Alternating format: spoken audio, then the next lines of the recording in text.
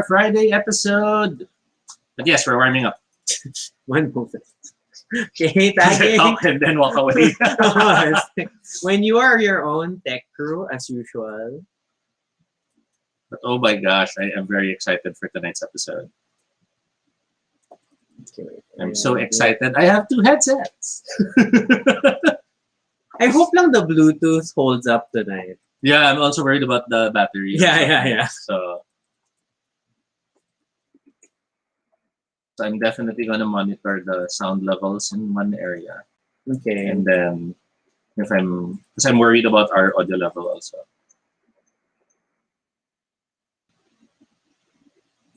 Okay. Post tag and then But yes, we're warming up. Pico is everyone. already here. Hello, Pico. Hey, Pico, please do reshare the link. Let's try to get more people watching tonight. We are expecting a lot of fun tonight. Okay, this is strange. YouTube is like this now. I think it's because you're not full screen, so you're getting There, yeah, you're right. an adapted window. Hey, Pico. Yes, you are here for Drag Academy. We can see that. And then, unahan pa ako sa iba mag-reshare. Okay. That's fine. And then sharing to some messenger groups. I'm also tweeting, because you know, a tweeter.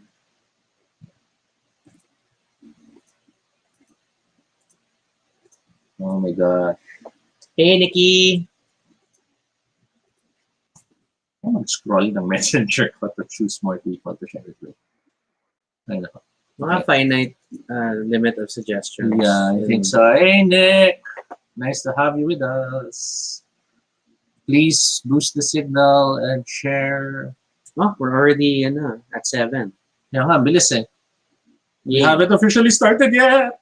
Thank you so much for joining us, everyone. In that case, I will. Nick says he doesn't see the comments. So far, Nick, you're the only one on Facebook. Yeah, you are the first comment. There. Pico has joined you. Pico, wow, there's 2 Picos. Yun yung kinakain pag umiinom, di ba? Pico. Terrible. But yes, please boost the signal. Let's hope that we'll have... Hey, yeah, I gave you water pala, sorry. We didn't have Sprite na. That's okay. Konting-konti. Oh, sorry. Okay. Nikki, so far you're the only one commenting on Facebook. Yeah, we're still waiting for other friends to Why are you laughing at my hello?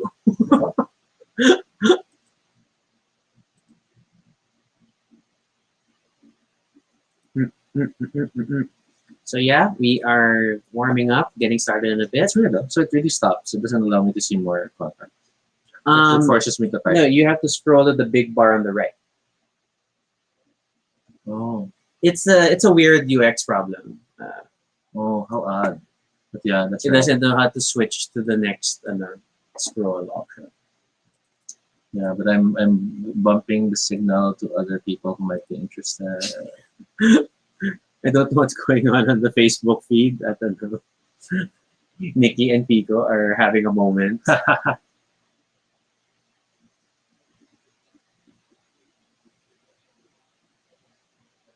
Oh, nah. Where are the girls? Yeah, a lot of them haven't arrived yet. But then there's also an ongoing show. And an ongoing game night. So I think some of them are busy. That's why I'm kind of hoping they'll still be able to join us. What show?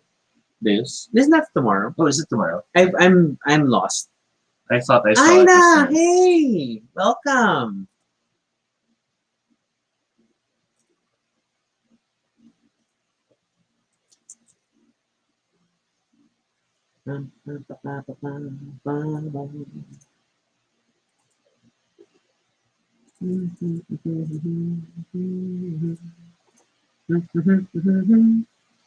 Huh?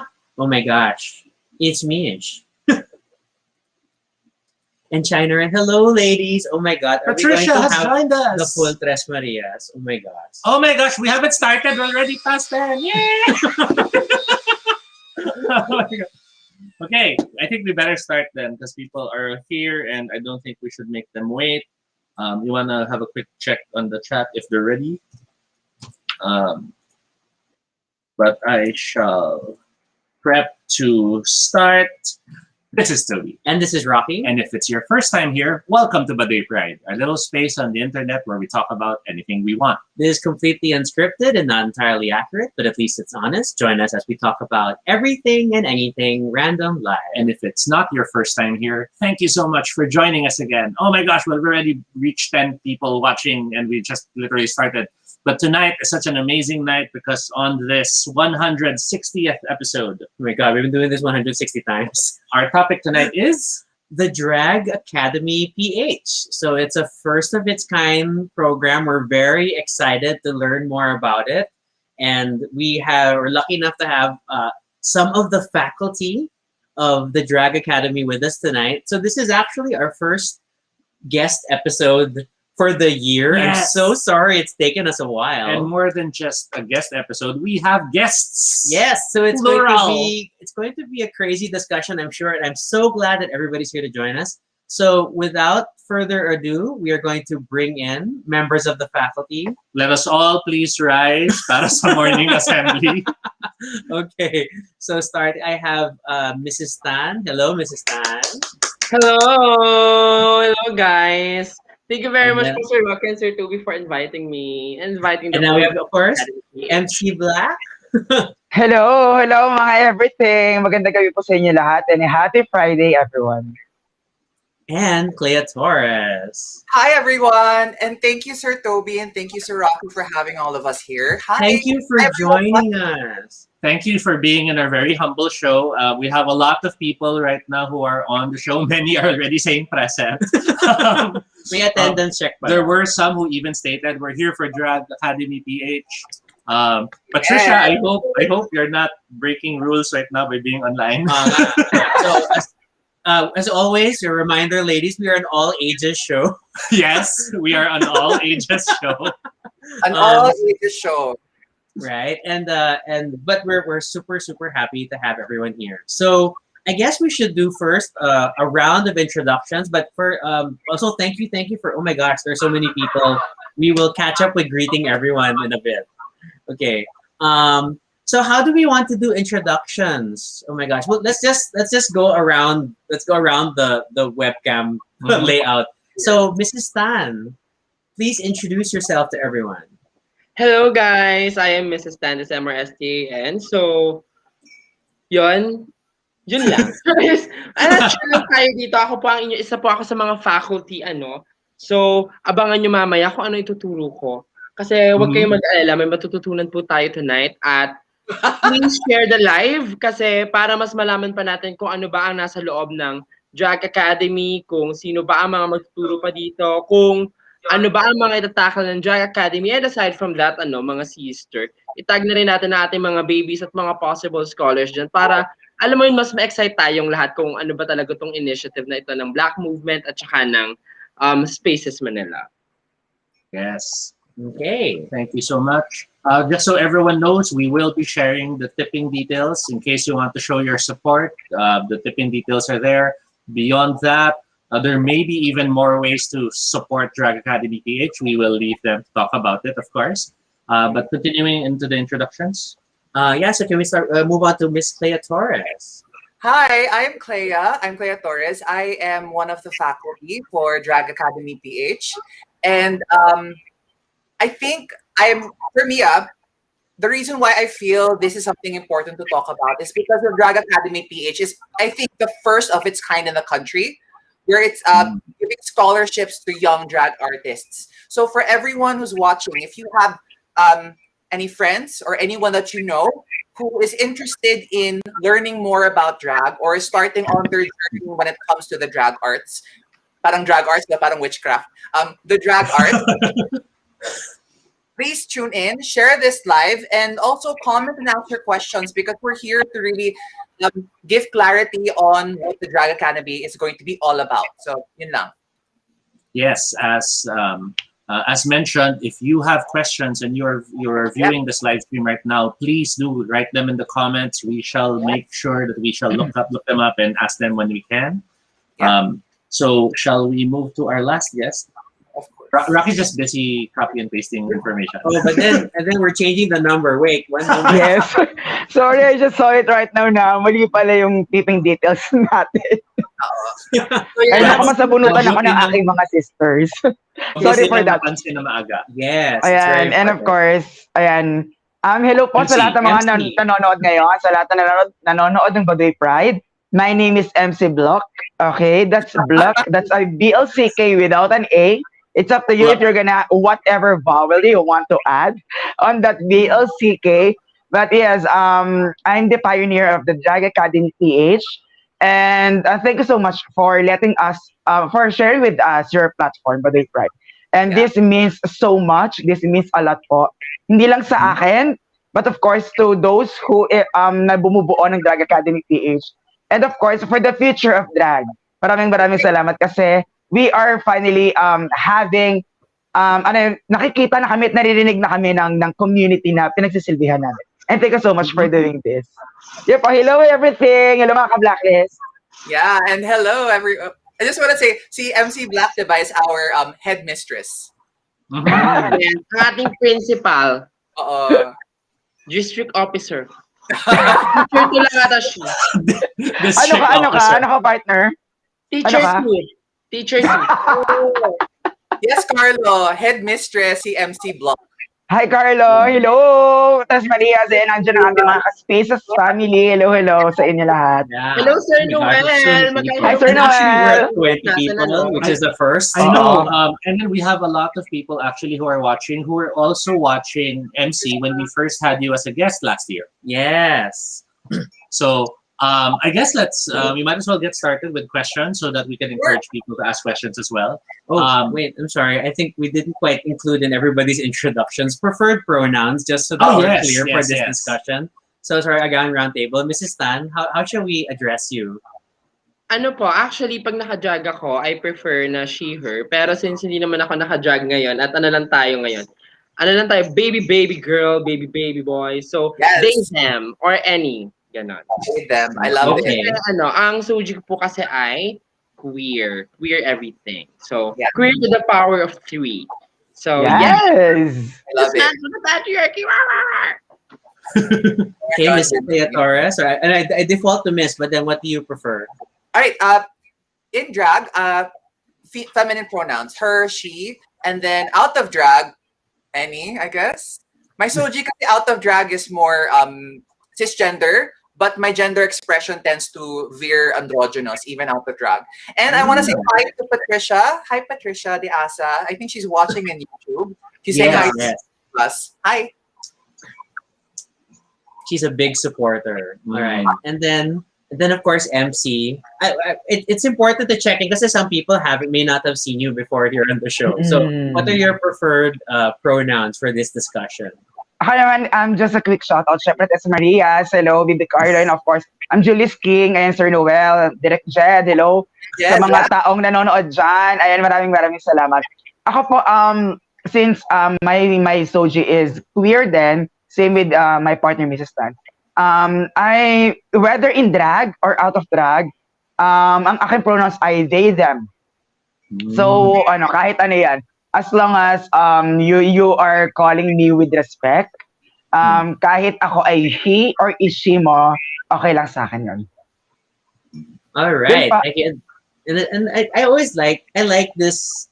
It sometimes feels like a weird step. I like this process of confirming everybody's preferred discussion pronouns and the like. I think it's an important part of modern discourse, Yes. especially with the wide range of expressions and representations and identities. And it's hard to encapsulate soggy. And I'd rather ask than make a mistake. Yeah, and I think a lot of people, given how there are of course those who are more volatile when they react sometimes. Some people start to think they're afraid to ask because they're afraid to misgender someone or to make the mistake. But the thing is, by asking, all the more you're showing you're willing to learn. Yeah. You're showing you're willing to understand better and you're willing to address people properly. Normalize confirming people's pronouns. Yes. And it's also normal. Kung normalize nga natin yung pagtatanong ng pangalan ng bawat isa, bakit ba naman hindi natin matanong yung pronouns, Yes. diba? And it's part of Exactly. diba? one's identity, kasi 'di ba pag tinawag mo yung isang person na kung ano yung pronoun niya, yun na rin siya. Ganun din yun. Correct. It's a part of him or her. Yes, and you're allowing people to self-determine. Meaning sila ang mag-decide sa kung sino sila and who they want to express themselves to you. Hindi ka mag-impose. Hi, Gian. Hi, Gian, sister. Hello, Kanisha. And then always like, and there's that other layer of, I mean, there's soji na nga in general, but then when you also layer on drag as sometimes for some it's a full-on alternate identity. Diba? Yeah. And it's a persona, it is your artist face, and so parang even more there's like more confirmation. So I am already excited for where this is gonna go tonight. Okay. Oh, so how do we start? Yay! Excited na ba kayo dyan? Press 1 naman dyan, viewers. Press 1. Oo nga. Or nandyan din pong aming taping details if you're feeling generous tonight. And you know, diba? your girls need to survive. Andyan pong aming Gcash. Gcash is 0966-445-3521 and PayPal.me/LegitCardilla. Or if you prefer other modes of transferring or sharing your gifts, i-PM nyo lang po ang kahit na sino sa tatlo sa amin. And thank you so much. Okay, mag-alala. Sa Gcash, okay lang din. Okay lang din yan. Kahit kaninong Gcash yan. Huwag po kayo matakot kay Mrs. Tan. Siya po ay live. Saan ka ba live ngayon? Saan nasa? Sorry, Saan? Ayan. Press 1. We can flash it on the screen. Yeah, let me test how this caption looks like. Oh, that's not so There you bad. go. Yeah. Okay, so ito tama na yung number Kailang number na tayo tonight. Yes, po. Tama na tayo. Pa-double check lang para lang sigurado. Okay. Yes, po. All right. So let's get this discussion started. So, ladies, what is Drag Academy PH? Okay. Headmistress, do you want to begin? Yes. Basically, Drag Academy PH is an initiative of different generations of queens. Ayan. So basically, the entire concept of the Drag Academy is we will be getting scholars, young drag artists from for this first leg, of course, from around Manila and yung mga katabi na Metro Manila. So Bulacan, Cavite, Laguna areas, yung reachable within the reachable ng Metro Manila. And then it's gonna be a scholarship-based program.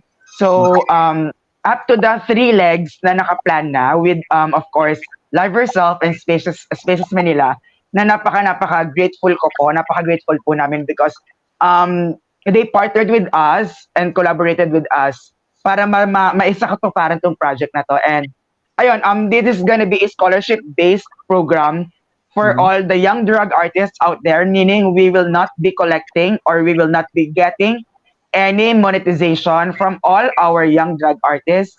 Yeah.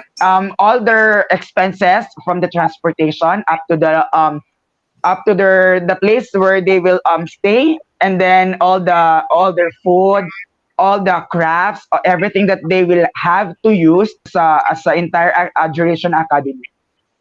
Do you have a for free. Do you have a tentative length of the tentative length of the session? Is it Of the whole academy? Yeah. It's the first leg will be done this coming April 10 to 12. So it's gonna be a 3 days and 2 nights camp. So may pagka-camp siya, but at the same time, we tried it was originally designed as a drag camp. Pero parang we tried, ako personally parang sabi ko, instead of this being just like another summer arts camp or summer arts program, why not try to somehow make it sound more institution? So parang try natin siyang academy, i-ganon natin siya. So parang drag academy na siya instead of making it as a drag camp. And then, yun nga, it's gonna be for free. So including all the teachers, so we'll be teaching in this drag academy ay mga volunteers. So we also have volunteers coming in. Ito yung mga non-teaching volunteers naman who will sustain the entire duration of the program. So itong Drag Academy is really a made from heart program for everyone. Now we want to share sa entire community. So it's also, I think, a give back to the community who once sheltered us lost queens during this pandemic. kasi ngayong pandemic, di ba, all of us drag artists have been displaced. So kami pa yung wala pang mga works up to now and wala pang concrete plans ng government for us. Pero yung community na nahanap namin, sila yung naging shelter namin. Sila yung naging family namin, sila yung naging friends namin, sila yung tumulong sa amin para mabuhay ngayong pandemic. So I think this is one good way to give back to the community na nagpakita sa amin ng kabutihan na kumukup sa amin during this pandemic. And I guess the main intention of this Drag Academy is all the kindness that we were able to receive. If we try to give it selflessly to other people, that kindness will ripple and will move forward. Yun po. Yun lang. Yan lang. How about you, sir? Winner. Ayan. So, Mrs. Tan, same question. Gusto ko lang din dagdagan yung sinabi ni Yes, Headmistress of course. na dito po sa Drag Academy, wala po tayong pinipiling sexual orientation, gender identity, and expression. It's welcome for everyone. Kasi nagtanong dito si Patricia Diaza ng is it okay for young lesbian girls did drag or do drag because I see some lesbian girl, especially anime fans, did cosplay as their favorite anime guy characters. Tapos, I always think myself in drag look since I'm a young lesbian. Oh my God, hindi ko masyadong. Basta, nakikita niyo yung sarili niya as both, as both. Drag queen. Yeah. So, we welcome that dito po sa Drag Academy. So, Yeah. welcome talaga siya for all as long as pasok ka dun sa age requirement at saka dun sa location as of the moment kasi yun pa lang yung afford namin. Kasi first leg pa lang naman ito. So, Correct. dahil sa mga suporta nyo, di ba, malay natin, mas lumaki pa siya at mapalawak pa natin yung range ng location na mabigyan natin yung mga drag artists all around the Philippines, hopefully in the future. Yes, Yeah. and also, if you can see, we are now using the word drag artist instead of drag kings or drag queens. Parang mas generalized term siya na very inclusive for all genders, for all na may iba't ibang soji or kung paano man nila i-identify yung sarili nila. So we are really parang theater artist, parang now drag artist, kung paano man nila nakikita yung sarili nila, it's very inclusive for everyone. Yeah. And I think it feels like just one word, but it's a very important distinction. It also helps elevate the perception for everyone that it's True. not just guys dressing up, but that there is artistry involved, that there is a serious amount of effort that needs to be invested into the craft, and it's something that can be improved and be made better somehow. So I like that term. So I guess on a related thread of thought, many think drag is just about performing or about imitating, but there's a lot more to it, and I think that's what Drag Academy PH hopes to help people realize and see. I believe there are many subjects that you are planning to cover in this academy. Yes, actually we'll for this first leg of the Drag Academy, we are having six classes. So we have performance and acting techniques, and then we have fundamentals of drag, which includes makeup, wig styling, and styling in general. We will also tackle psychology of drag. Meron din po tayong dance class. And then we have talkback sessions.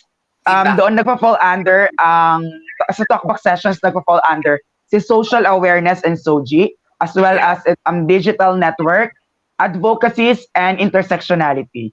So very, very compact talaga na parang sa span of 3 days and 2 nights, parang paano namin siya ika-crash course talaga pag didikit-dikitin. So parang while we were planning it talaga, parang of course, na dinidesign namin siya, minimake sure naman namin na hindi siya yung masyadong sakal na, very schoolish type ng program. And we are eyeing na ito ay all fun-based activities.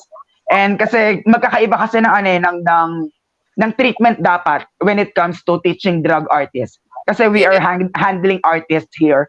So hindi dito advisable yung very room type ng very theories, theoretical PowerPoints.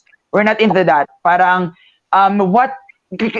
dinidesign namin as much as possible yung modules na super fun siya, and at the same time, alam mo yun, hindi na naramdaman ng scholars na they are actually learning and studying na kasi they are actually enjoying the activities na Oo. binibigay sa kanila. Sister Clea? I think kasi if you notice yung mga courses and activities, it really reflects the different things that drag artists need to master, which is makeup, dance or acting, and even what comes before the creation of the drag persona, or even social awareness, like Mrs. Tan is going to be talking about later. Now, you aren't just a drag artist who does makeup and puts on clothes. You are a walking piece of art, but also a walking piece of protest to the world, a reaction and a response to society. So for me, this is such a wonderful program that MC, as headmistress, and all the group of the faculty members helped to really create and give in 3 days, almost a crash course nga, a deep dive into the drag art. The art of drag. Drag arts, parang Hogwarts, no? Sorry. I'm sure it will still be magical in the end. But I always say this, drag queens or drag artists are like witches because we, in a way, create magic. Everything you see is an illusion. Yes. I was about to say that it's the magician's trick wherein you craft a lie, or you craft glamour, or you craft an illusion, and then you build a story and everyone else buys it. And they will be entranced, they will be enchanted to the point that they will not see the rest of the world until your performance ends. And then suddenly they want more. True. Yes, and we have two tippers. Thank you so much, Mish and Jane. Thank you. Thank you. Ayan, sorry hindi ka ma-check yung PayPal. So again, to all those viewing, if you want to share your support, the tipping details are present. They're also pinned to the chats in both Facebook and YouTube. So please don't hesitate. You don't need to wait for us to prompt you. Just do so whenever you want. No amount is too small. Yes. Yes. I remember, sabi ko lang, I remember I watched the live of Mrs. Tan. She talked about how drag and performance is like your fantasy that you are creating for yourself, and you are seducing your audience into joining you. Yes. So I remember that from Mrs. Tan. Sabi ko, that's a very good description of drag, of performance. Yes, essentially in drag kasi you're creating your own reality na hindi mo ma-create because the society tells you not to do so.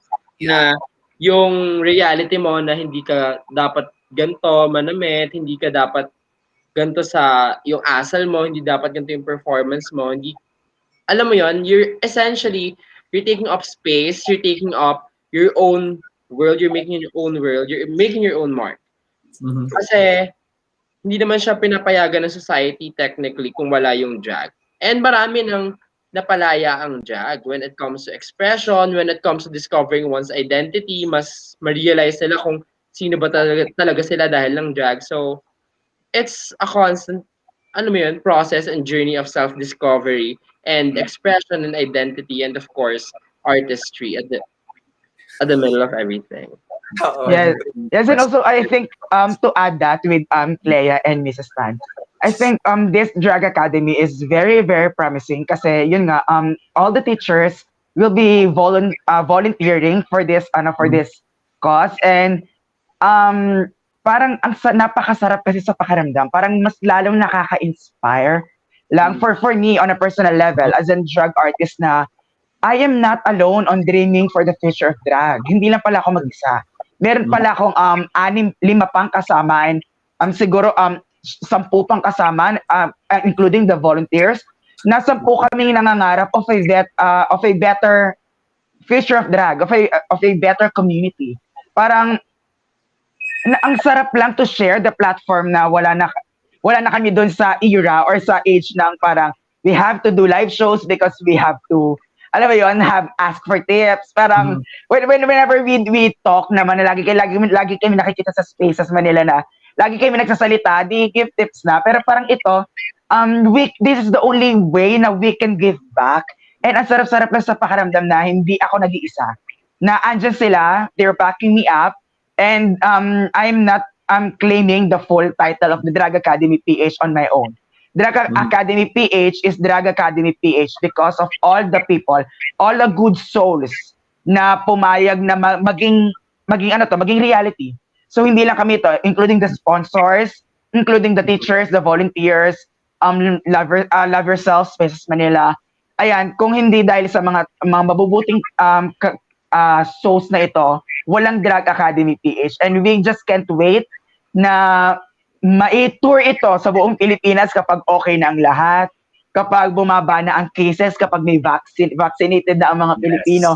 Ang sarap lang na, I mean, yun, ang surreal niya. To begin with, ako minsan, parang hindi ko siya ma-take na it's actually coming into a reality na kasi we only have less than a month na lang. Parang 20 days lang yata. Tama ba? Yes. 19. Oh yeah, parang I think 20 days na lang and we just initially finished trimming down 101 applicants into the shortlist ng 15. So meron kaming 101 applicants for the Drag Academy and then we already we already shortlisted into the top 15. Pero for this academy we can only accommodate 10 scholars because of course we still have to follow the IATF protocols and syempre yung 30% maximum capacity ng venue. So parang hindi dahil April na ito or we wanna do this event and disclaimer lang din po sa lahat na nanonood na we will all undergo antigen testing before coming to the camp. And then, naka-lock in naman sila doon. And then, susundin namin lahat ng protocols. Talagang, upon meeting talaga, kami talaga mga teachers, talagang, very strict kami doon sa, kailangan natin masunod yung protocol. Dapat hindi lang tayo na, we're just enjoying or we're just doing this academy because we want to. Dapat sinusunod natin yung protocol. So, yun.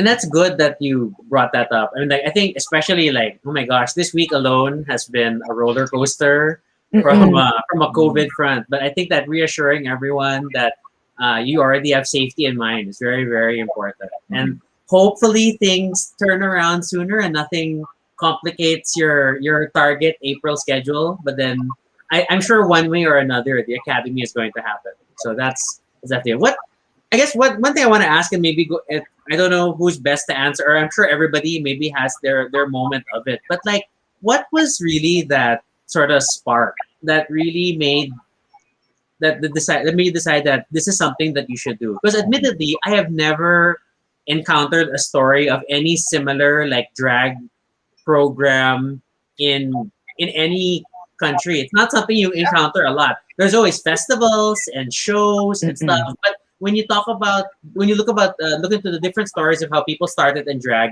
it's always they decided to do it on their own and then they had to find their way. So what made you all decide to try to put up an academy? Okay, thank you for our taper again. Hello, thank you, Karen Jean Ang. Karen Jean Ang. Thank you very much, B. Hello, Mother Jeno. Hello, Mother Jeno. Ayan, thank you so much, Karen Ang. Sige, who wants to go first? No, Mrs. Tan, go. Feeling ko kasi, it's always been a running thought na siya sa lahat ng drag artists na parang, what if my school or what if mapag-aralan ko itong mga ganito? Kasi alam naman natin na sa Pilipinas, hindi pa rin ganun kasikat yung drag, number 1. Number 2, aside sa hindi siya ganun kasikat is, ang hirap niyang ilagay kung saan or kung i-categorize siya na parang ano ba ang nagka-categorize na isang magaling na drag artist? Sa puso ba? Sa makeup ba? Sa styling ba? Sa acting ba? Lahat pa ng yon o kung ano man. So, feeling ko yung running question na yun na pag nagtanong ka sa sarili mo, saan ako pwede matuto nito? Saan ako pwede mag-training nito? Parang hindi ko alam, pero parang may naalala kong naging conversation namin dati nito ni MC na parang, what if na ganito, magkaroon ng ganyan and everything, na parang, feeling ko yun yung una, kaya din ako personally, nung in-invite ako ni MC, na pumayag talaga na pumasok dito sa Drag Academy to teach one of the modules. Kasi, nakita ko yung vision of, training and giving young artists the opportunity to be well-rounded Kasi yun yung pinaka offer ng Drag Academy. We have six faculty members, and that six faculty members. We're an all ages show. Thank you. No. Meron sila Go on. Spelling niya, di ba? Faculty. It's alright. It's not cool. It's our slang. May slang. It's like a British accent. Faculty. Right? So we're really building this Hogwarts fantasy, no? Yes. Hogwarts X, School for the Gifted. X-Men. What's that, CLEA? X-Men. Process Xavier School for the Gifted something. For the gifted expressors. Yeah. So Noel just shares, I think drag art is now getting more positive attention because all of you. Oh. Thank you, Sir Noel. And also, Sir Noel, you can tip, ha? Sir Noel naman. Magtitip ka si Sir Noel, girls. But I guess on a related note, as mentioned, yung Academy is giving people the opportunity to learn and to connect with all these opportunities to understand more the concepts, the philosophies, and the psychologies behind drag. But kayo mismo, what were your first encounters with drag? Yeah, how did you all get started? How did you first encounter it? What was your first impression of it? What made you eventually realize you wanted to try it? Yeah. Yung honest o yung charot-charot? Kayo bahala. kami ay host lamang until sabihin ni MC siya na yung host. Nagpipigil pa ako, Sir Toby. Nagpipigil pa ako. Nagpipigil sa lagay na yan. Sige. We're just facilitating this journey. So, all right. Siguro, what do you want to share? Sorry. Ako na muna mauna. Sige. Ako, being one of the oldest, kasi feeling ko hindi naman papunta tong ano na to. One of the oldest sa Drag Academy, PH then, together with one seasoned teacher. I discovered drag parang at the early age of grade 3 or grade 2, I think. Ito yung uso pa yung mga, again, whenever I say sa mga interviews, yung gaya-gaya putumaya. So doon ako una nakita, I remember I've been seeing Eva Papaya, Jimmy Barameda perform in drag. So I was just a little gay kid, tapos parang nasa tabi ko sila, ang lalaki nila, mga higante sila. Literally higante with all talent-wise. Oo, I mean with all their fabulous gowns, wigs, and then parang at that early age na parang I was so mesmerized na. And then when I finally ventured into doing drag, which I don't know na it was drag back then, back in 2008, where I competed then with some of the Philippines' greatest impersonators na during that time. Napansin ko na kung ano yung somehow common denominator ng lahat. Everyone was really good in their makeups, in their on their physique. So yung lahat ng outside nila, perfect. The wigs, how they move. The transformation is on point. Pero kasi during that time, I'm a theater student back there na. Yes. So I know the if an actor is on it's in the zone mode or not. I know who's faking it and who's not. At that young age. So parang I was able to analyze na agad. Okay, this performer doesn't know the song. This performer doesn't know the breathing process of the song. This performer doesn't know how to connect with the audience. This performer is so disconnected with the audience. That's why she lost. Parang me at the back of my mind with my competitors, nag-analyze na ako. Kinikritik ko sila isa-isa. And then, doon ko na-realize na, okay, when I finally got the opportunity to work with Obar, doon ko na-realize na hindi pala lahat ng mga drag artists or drag queens back then ay may theater background. Yes. So I think that's what sets apart theater artists, drag artists na may theater background doon sa wala. Pero ako mas bow down ako actually dito sa mga drag artists na to na wala at all trainings. Pero kaya nilang sumabak sa entablado at kaya nilang ipakita yung puso at yung talento. And I think siguro doon ako nag-start right now in my also years of teaching theater, and seeing a lot of young artists performing online, na I see that they have potential in performing. They all are good in doing what they are doing right now, pero may missing element. And that missing element is very evident. If we try to look on Drag Race, what is the main key point to save your ass on the show, di ba? It's to lip sync for your life. And for you to be able to pull off that lip sync for your life, kailangan body, mind, and body and mind ay connected into one. So parang ako naisip ko na lahat ng nakikita ko online, ang perfect na ng panlabas nila. What lacking is, I think, the technical trainings na, I mean, hindi afford ng isang ordinaryong Pilipino. Kasi even ako na nagte-theater, hindi ko din siya afford noon. I mean, if not for all the scholarship grants na natanggap ko, hindi ko rin naman mapagbubutihan yung craft ko. And then I've seen na sa tingin ko, yun yung isa sa mga driving force on why I wanted to do this Drag Academy. Kasi kung wala pang magsisimula ngayon, wala pang mag-o-offer, kung up to now, all the other professional companies are still monetizing. Tama ba yung term ko?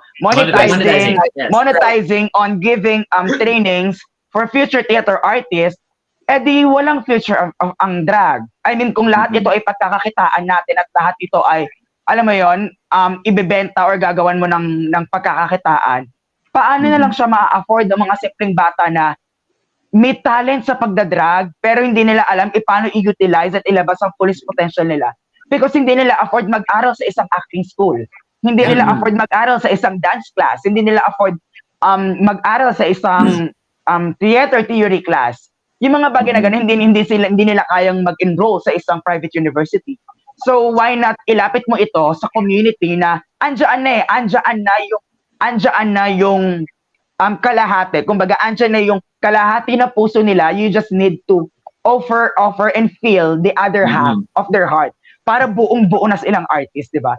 So imagine mo na lang kung ito ibigay mo na sa kanila, andyan na yan, they don't have to buy their way to get in.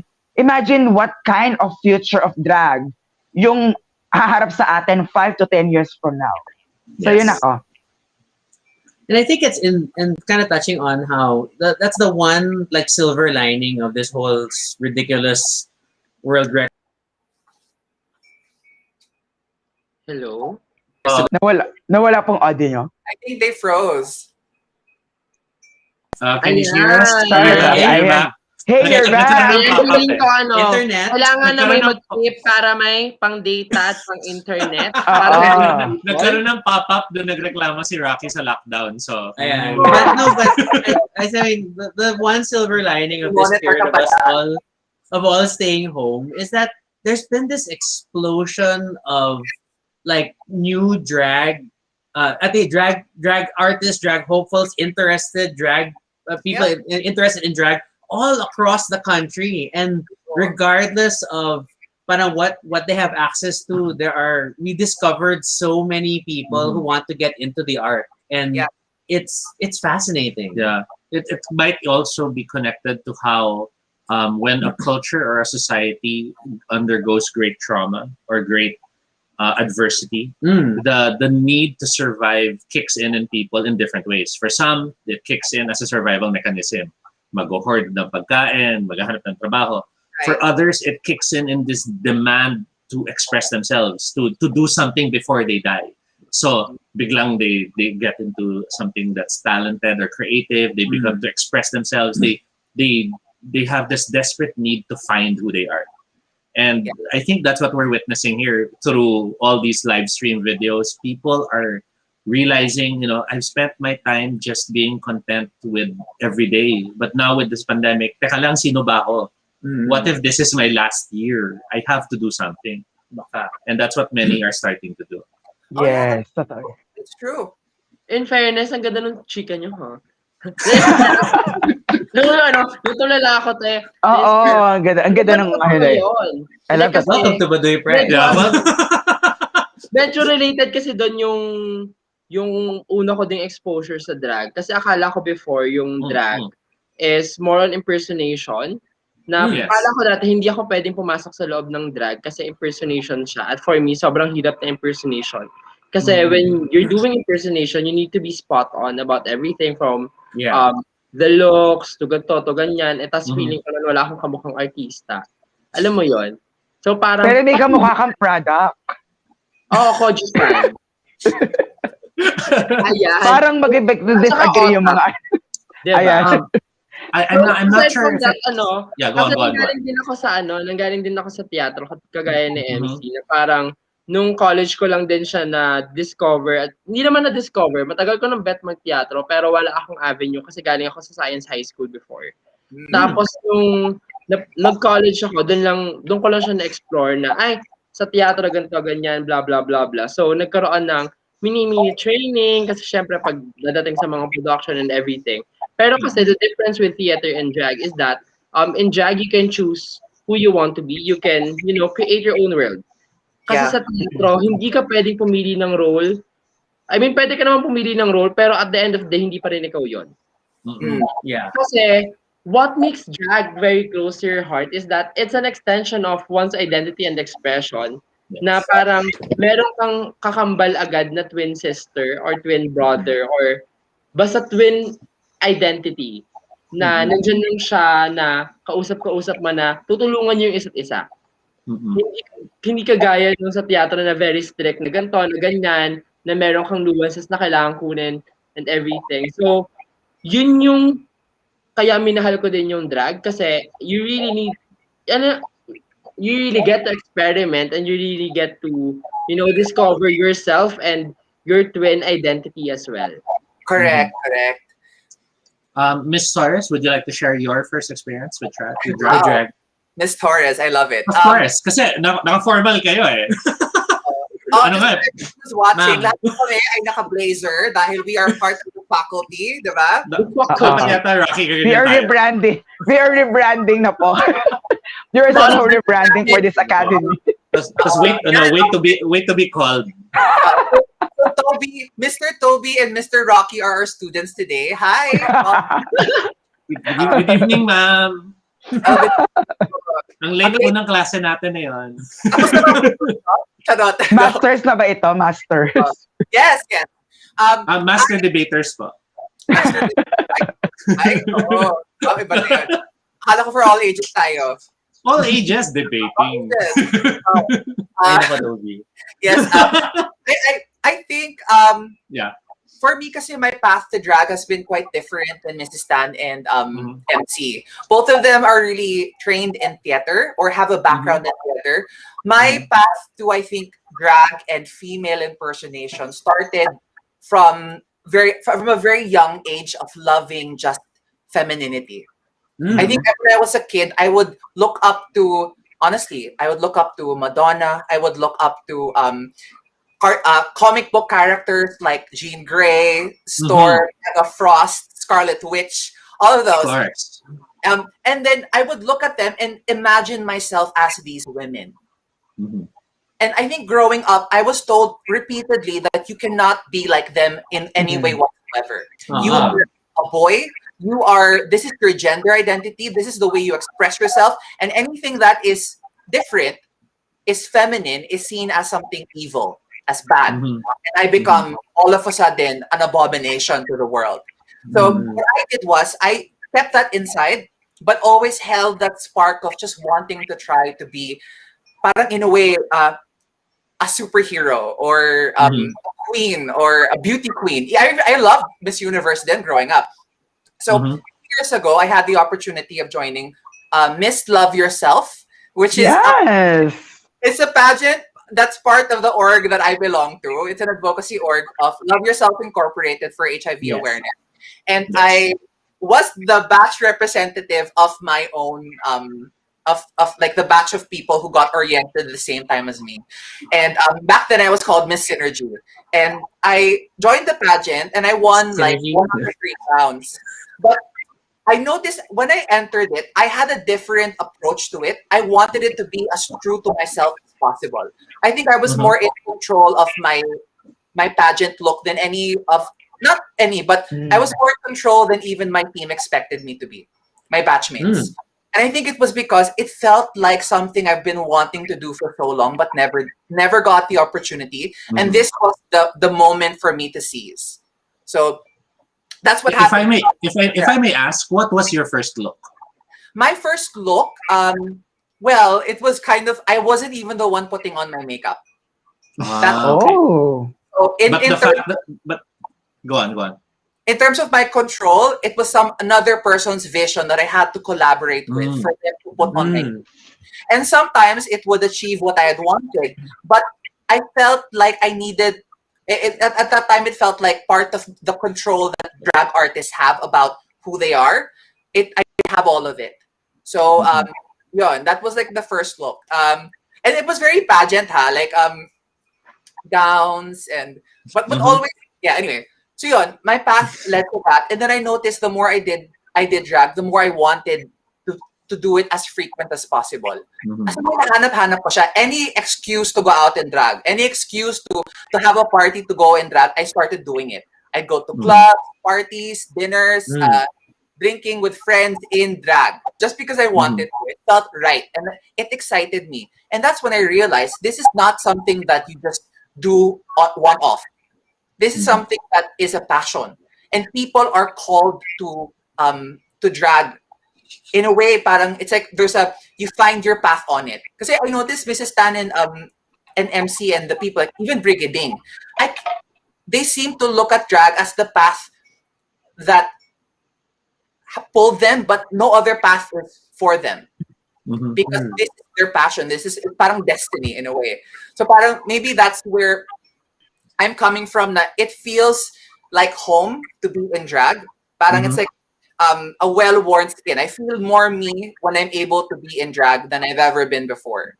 So maybe that's where I'm coming from in terms of what drag means to me. Drag is liberating. It's freedom, but it's also a reclaiming of your identity in all aspects. And in a way, you have all the power to present yourself to the world however you want. And for me, I'm empowering to just know that you can do that every day. And I think that's what Mrs. Tan said. Ang daming sabi mo Tagalog, diba? So many people are freed by drag. Yes. Napapalaya ng drag. Napapalaya. And as drag artists, you give other people the excuse to be free. Because they're looking at living, walking artists who are just expressing who they want to be. And it gives other people the license to be free also. Yes. Yeah. So would it be safe to say that while most people might think as a first impression, drag is all about the clothes, in truth, it's more about finding yourself, and it's about finding how you want to express yourself.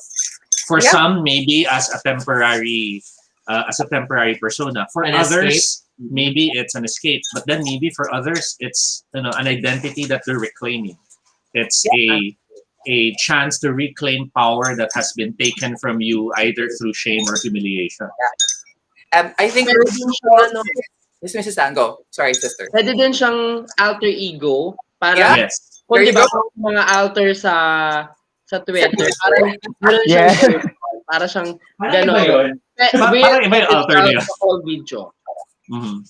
But I think I think that's one thing that people don't realize about drag, that it's not one singular thing. Kasi a lot of people they'll dismiss it na parang mga imitators lang yan, ganyan. But they're seeing such a narrow facet of what is more than just a verb. It's more. It can be a culture. It can be a lifestyle. It can be a habit, depending on how it is used by the person choosing to embrace it.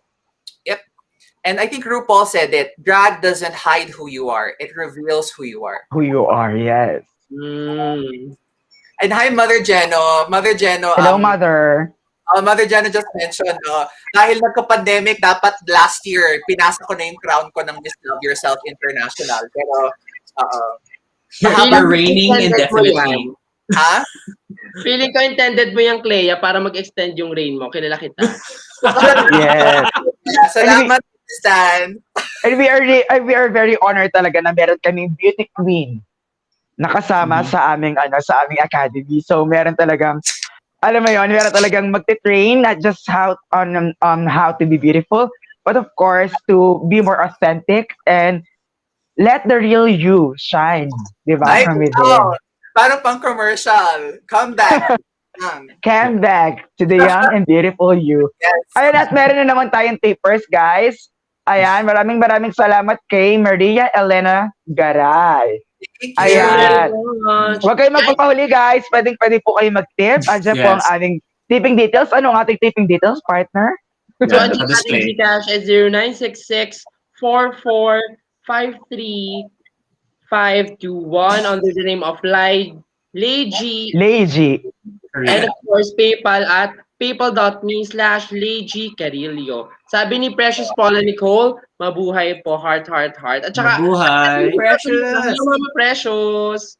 Ayan, sabi And ni, then- ni Sir Noel Abelardo, to be fair, when the first and only time I did drag, it was liberating as a gay man. Di ko lang kaya ang heels. Yes. Since we're talking about Noel, quick lang, go to the earlier comment. May may in-offer si Noel sa inyo hanggang photoshoot Photoshoot lang daw, daw. faculty. Oo nga eh, Ah, Noel. sige, Sir Noel. Schedule natin I'm sure yan. the girls will take you up on that. So yun, Or- Drag Academy PH magkaka-yearbook. Oo. Feeling ko din, kaganto lang ako. Oh my God. Tapos yung mga PM na ako ni Noel. very mga Tutuloy 80s na tingin na yung mga nakaganyan, look away. Tapos may mukha dito sa gilid, sa likod. Oh my God. Oh my Tapos God. ano yan? Or yung Tapos may feels mga very ano yan. certification. Mga quotable. May Tsaka may mga awards, yung mga most likely to become famous. Yung mga Tapos ganun. si headmistress, siya yung pinakamalaking picture, tapos gano'n siya. Nakagarin lang. Nakakatawa. Oh my God. Sige, Sir Noel. Schedule natin yan, Sir Noel. Ano? Doon sa mga students, dreams in the future, just to be alive, yung mga playtime. Or merong mga nakalagay, Titter Queens or send Gcash number yung mga nakalagay. Fun na Although- yearbook. Sige, Yeah, Sir although Noel, MC conceptualize natin yan. Yes, Yeah, po. although MC, I seriously think, with your plans for the academy, you guys should work on a electronic or an electronic yearbook, and then you can get Yes. sponsors also for that. Mm. Perfect. Yes. Daw, Parang sabi ni Ellie. parang coffee table book, Yeah. but it's showing off the looks. Which it becomes like an initial lookbook almost. uh, Yes. Very lookbook, yes. Sige pa. Okay, then thinking about it, I mean, dito pa lang we have like a very wide range of like how people started in drag. And then so how do you like come up with a program that tries to factor in that drag na is so Diverse. wide, and that I'm sure with every new drag artist, they may potentially be inventing a new way to do drag. So how do you plan to like account for all those differences? Can I just say, thought ko lang, I love the idea that each drag artist invents their way of doing drag. Mm. I love that. And parang it sounds like drag artists are a species of one. Yes. I really feel that, and as much as syempre, when you think about things like RuPaul's Drag Race, which syempre, it's the easiest entry now into the drag culture. But at the end of the day, it's a competition show.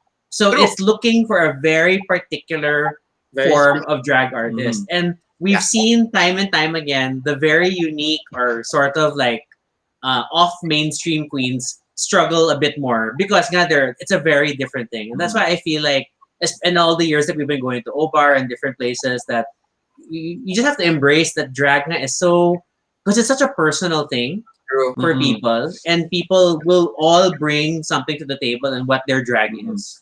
I'd even go as far as saying we are still at the beginnings of realizing the intense potentials of drag. Because we're all still coming from seeing drag as something spinning off from, let's say, theater or from performance. But we're failing to realize that we might be actually seeing something that in the future to come is its own medium. Yeah. You know how we say there's dance, and when you talk about dance, there's ballroom, there's expressionist, there's everything else. There's dancing with dogs. There's synchronized dancing, because those all are all different facets of dance. Drag, I believe, will reach a point where it's going to be that diverse, because you have drag for identity, you have drag for expression, you have drag for performance, you have group, you have single, drag for work. yeah, and then you have the different media pa. It's so different from live to doing it on a live stream, from doing it on a pre-recorded video recording. Those are all very different facets. So, kailangan dumami ang faculty members na Actually. Hindi kasi, lalo na ngayon na ang drag ay continuously nagko-conquer ng different spaces, di ba? Na hindi lang spaces when it comes to live streaming, digital, at saka yung mismong live show. Malay natin, makita na natin siya sa, meron na rin mga drag artists na nagpo-podcast, meron na rin drag artists in the business shit. Meron na rin drag artist in the styling, magazines, photo shoots, ang dami. So, lahat ng planes na yun, tingnan natin kung kaya natin i-cover, pero feeling ko what Drag Academy can offer is at least the basics. Yeah. Parang pwede mong gamitin when it comes to pag pumunta ka ng live stream, magagamit mo. Pag pumunta ka ng mismong live show na with live audience, magagamit mo. So, saka yung mismong pagbuo dun sa identity, not really pagbuo, but rather pag-craft, pag-connect mo dun sa sarili mo, kung sino yung nasa loob, kung ano yung gusto mong i-express as an artist, Drag Academy can really help you with that. True. Yes, totoo. In line with what Mrs. Tan said, Drag Academy's vision really is not to impose certain traditions or certain techniques to the scholars. It's actually a venue, a safe space for them to explore their real drag identity. So parang it's the same idea with us Filipinos going to school. At school, we are presented with different subjects, different areas that might be our interest in the future. And then when we go on to college, we try to pursue a certain major that really fits our personality, or somehow saang area tayo nakikita nag-e-excel yung sarili natin. Yun din mismo yung vision ni Drag Academy. Drag Academy's vision is to give all the choices to the aspiring young drag artists out there, and to also remind them that being different is okay. Being unique is okay. Not trying to fit the mold is okay. Kasi parang ito yung magse-set apart sa ibang institutions. Na yung ibang institution kasi I'm not generalizing, pero somehow they are trying to impose a certain tradition, a certain culture, a certain custom, a certain norm to the students. Pero dito sa Drag Academy, we will just lay down all the available resources, and then it's up to the scholars to actually pick which areas or which field will work for them and not. Parang ilatag natin sa kanilang lahat yung mga areas na pwede nilang explore. And yun, it's up to them on how they're gonna utilize it and how they're gonna make use of all the resources being laid upon them. And I think kapag nagtitrain kasi tayo ng artist, hindi natin kasi pwede i-impose na, this is how you do things. This is how it should be done. Ibibigay mo na sa kanila yung pwede nilang gawin, and then sila yung gagawa ng sarili nilang art. And I think that is one of the main vision of the Drag Academy. It's really a safe space for young drag artists to actually explore, to actually feel safe as an artist, and to be equipped, siguro to be equipped with the right knowledges, right tools when in terms of performing, kung saan man nila dadalhin to, whether live performances, whether digital performances, mainstream media, kahit saan pa man yan, they are equipped with the right knowledge and right knowledge of their drag, of their craft. Yon. Yeah, I'd like to ask a possibly difficult question. Kasi this is a very common thing to think about, especially when you're talking about art.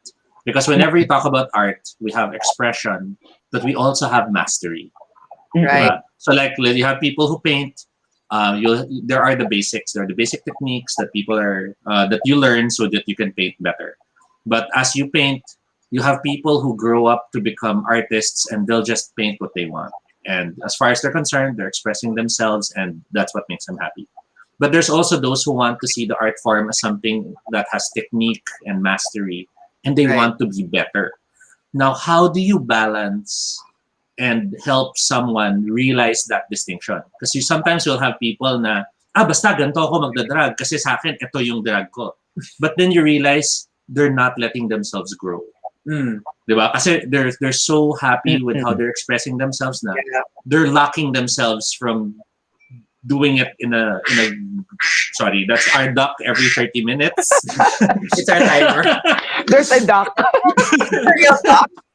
It's a ringtone timer. Yeah. But as I'm saying, but yun nga, so how do you identify that distinction and how do you target it? Parang, do you encourage them to embrace expression? Because it's not also bad naman to embrace expression.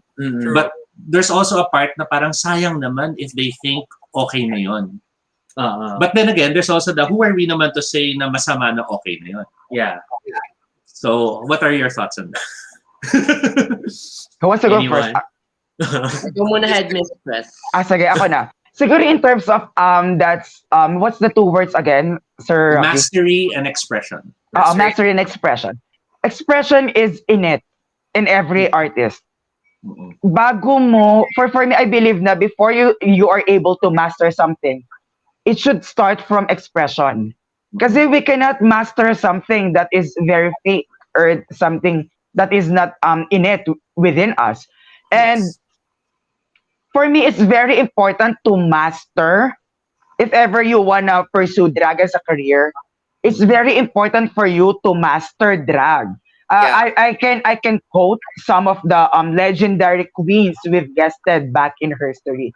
They said na if you're just starting drag right now, it's better to have another job that pays the bill, that pays all the other expenses. Because at this point of time, lalo na sa gitna ng pandemic, napakahirap mag-survive sa drag.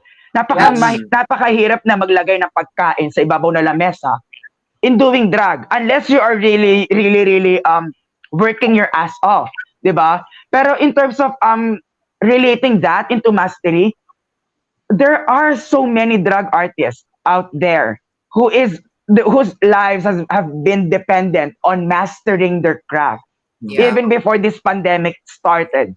And I'm a living witness to the success of those Filipino queens locally and abroad that putting your heart into that drag can actually take you places, can actually reward you with so many things in life, whether it be material or monetary or anything satisfactory in life. And I guess it will all boil down to the need of the artist.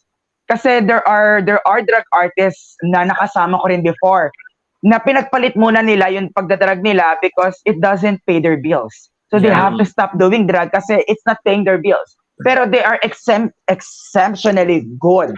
Na parang ako, I believe na one day kapag settled na yung kanilang bank, punong-puno na ang kanilang bank account, at naisipan nila bumalik sa drag, if it all started with their love for drag, if it all started with expression, kahit hindi nila i-master yan or kahit late nila mag-decide na mag-master yan, they will evolve and evolve as an artist. Kailangan ito lahat nag-start within oneself. Kung hindi na-realize ng artist natin na ito ay nagsisimula sa sarili nila, kahit anong scholarship ang ibigay namin, kahit na anong workshop ang ibigay namin sa kanila, hindi nila mamahalin ang craft. Hindi nila mamahalin ang drag. Kasi fake ito, di ba? Alam mo yon, hindi siya two-way. Alam na lang, they just want this for clout, they just want this for, to be famous, like that. Pero kung hindi siya yung puso talaga, wala siyang sense. Kahit 100 teachers ang i-offer ni Drag Academy, hindi siya mag-grow. Pero kung meron kang isang bata na naniniwala na kaya niya mag-succeed sa drag at drag is life for him or her, kahit hindi siya mag-Drag Academy, magsasucceed siya sa craft na pinipili niya. Kaya sisters. Mrs. Ito, Tan, Mrs. Yeah. Tan, yes. Go. yung actually habang sumasagot si MC, nag-uusap kami ni Mrs. Tan. Charis, nag-uusap kami sa backstage. So yun nga, ang na-feel ko kasi is that katulad nga nung sinasabi namin kanina, when you have a drag persona, when you have a drag identity, technically, you already have a twin identity. And para siyang literal na kakambal mo. So yung kakambal mo, pag pumasok ka ng drag academy, essentially, para mo siyang pinapasok ng school. The way ka pumapasok sa school. So kailangan may matutunan siya, kailangan niya mag-grow, kailangan niyang mag-master, kailangan niya ding mag-improve. And it's similar with you improving. So para siyang mas ganon na essentially you're helping each other out. Na feeling ko, it's really beyond expression. It's really, improvement in oneself. Knowing oneself and knowing your strengths, your weaknesses, what to improve, what works, what doesn't work, what still works, what is not yet working, what can be working. And you just have to be open with possibilities. Kasi that's where mastery comes in. Na parang, pag pumasok ka kasi, na pag naging open ka sa possibilities na mga pwede mo pang gawin. Kasi, drag, again, babalik tayo dun sa drag is a continuous journey. And a never-ending journey in that sense. Na parang, since never-ending siya, pag sinabi mo na, ako personally narinig ko din to sa isa sa mga sister ko. Feeling ko si Gigi ata nagsabi sa akin, si Brigiding nagsabi sa akin ito na parang, kung hindi ka na nag-grow, itigil mo na pag-drag. Correct. Tama. Kasi if you know everything, if you're already perfect, hindi na siya drag. And that's why drag is alam mo yun, sobrang personal niya na craft kasi it's perfectly imperfect and it thrives in someone's imperfections and the society's imperfections. That's why drag makes a powerful statement every single time. Yeah. Thank you. Yeah. Sister CLEA? Okay. No, so said, we're debaters din. Yeah, tama na. Pero for me, I resonated kasi with the idea that each drag artist is a species of one. Ikaw lang ang drag artist na ganyan sa buong mundo. No matter how much of your influences galing sa iba't ibang lugar, you are the only one filtering those influences and inspirations through yourself. So, when I think about expression and mastery, I do agree with Sister MC saying that expression is the beginning, but mastery should be the goal. And when you think about the goal of mastery, it's mastery of your own craft, how you want to do your drag. And I think when you start realizing that your drag is your own and that you are a person with ever-expanding capacities that never ends, that's when you keep learning all the time. Kapag stagnant na yung growth mo, doon bigla nagka-crumble kasi parang your drag is about freedom, expansion. Kapag hindi na siya nag-expand, paano na yung drag mo? When I look at Mrs. Tan and I look at MC, I see unique, parang they're like mutants of just one lang sila. They have superpowers and they're the only ones in the universe who can do what they do. And they do what they do fantastically. So I look at them and I see these people are on the path of mastery, but they're being driven by passion, by a lot of heart, by a desire to express themselves through the different aspects of what drag is. And for me, parang that's how I connect it. Yun lang. And also, I just want to say, Drag Academy PH started from the vision of MC of MC. Di ba originally gusto mo maging parang the black movement na school na online, di ba? Pero nung usapan namin with the Spaces MNL team and the other drag queens, we realized this is something we all want to get behind. Because the vision of MC was something we have never heard ever. First time na narinig na may ganitong gustong gumawa ng drag academy for anyone. Seryoso talaga, te. Oo. Diba? Tapos namin, first off, genius ni MC for doing this. Ang brave. But also we realized she is addressing a need that isn't addressed anywhere. Yeah. And ako, when I look at MC, I see so much passion, not just as a drag queen, but as an educator. As someone who has to impart knowledge. And all of us, parang natangay kami ng passion ni MC, and we realize this is something we want to get behind. That we are part of the block movement, diba? So, Thank you, sisters. right, of course, and we are honored to be here. Kaya parang feeling ko, this is it's an act of love, and it's being driven by so much of wanting to give back, of a generous heart. And I just watched the video of Anna Wintour being interviewed by Taylor Swift. Sinabi niya, the highest compliment you can give anyone is generous heart. And feeling ko, that's the driving force of this drag academy. That's true. That's powerful stuff. I mean, like when MC first let us know about the academy, it was I'll really just like, get Isa, continue. it was really like, oh my god, this is big. And then like, And actually, you were the very first ones na message ko outside the faculty. Yeah. You were the very first ones na so we were among the first to get the pitch deck. It's like, oh my Yes. god, it's a full thing. Meron deck, may scholarship, may sponsorship letters and everything. Oo. Oh. Sanay ako sa mga letter. We've been invited to sponsor many a sports fest and whatnot event, you know. But okay, there is a full deck that outlines the program. And so we're very, very happily surprised. And of course, we were like, kami naman, we definitely wanted to support. It was a question of how much can we support. And that was like our only discussion that week. And I feel like, especially for me and Toby, like, syempre, we're the type of people na our first exposure to drag was in the bar scene, in the club scene. We're obviously very big O-Bar supporters, and we've been lucky in the sense that because we go so much, we've seen many queens start. We've caught many of the auditions. Yes.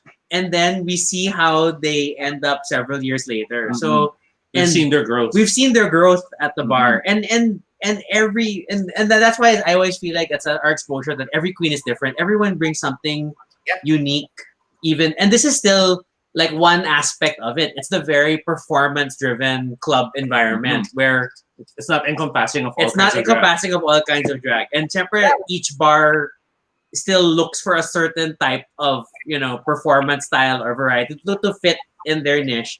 And then there's so much more out there. And that's always been like my personal frustration at times when I talk to people online. And then they're always, I'm not into drag, they're mahilig sa impersonator. or Mga ganong the other way, laro it's like stuff. super like they judge everything based on RuPaul's Drag Race, which Exactly. I understand is a journey, and that's a good starting place.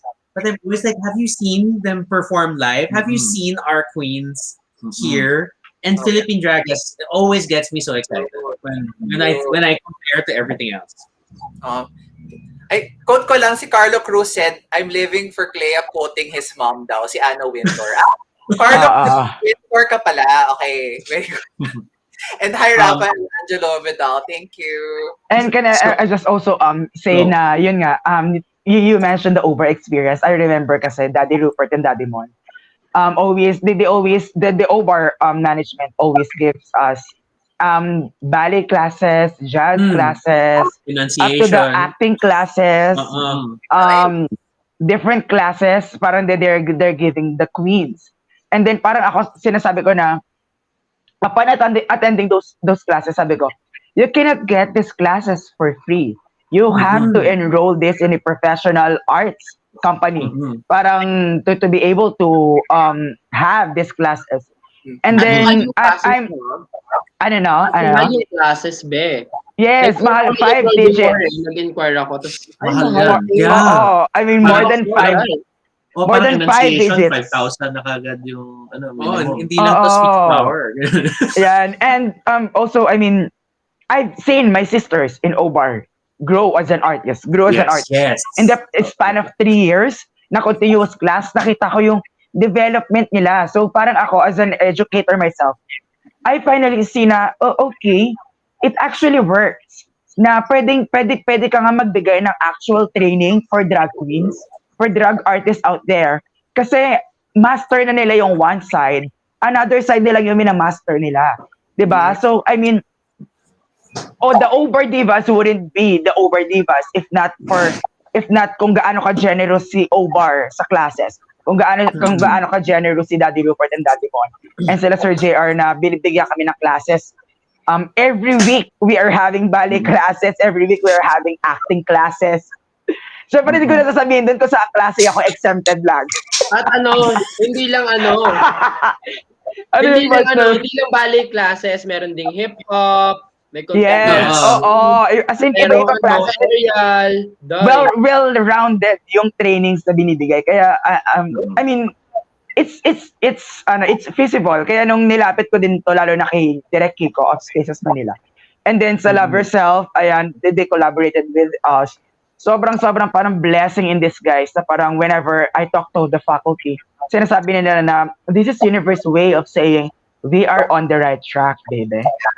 Aside from us being born this way, we are on the right track.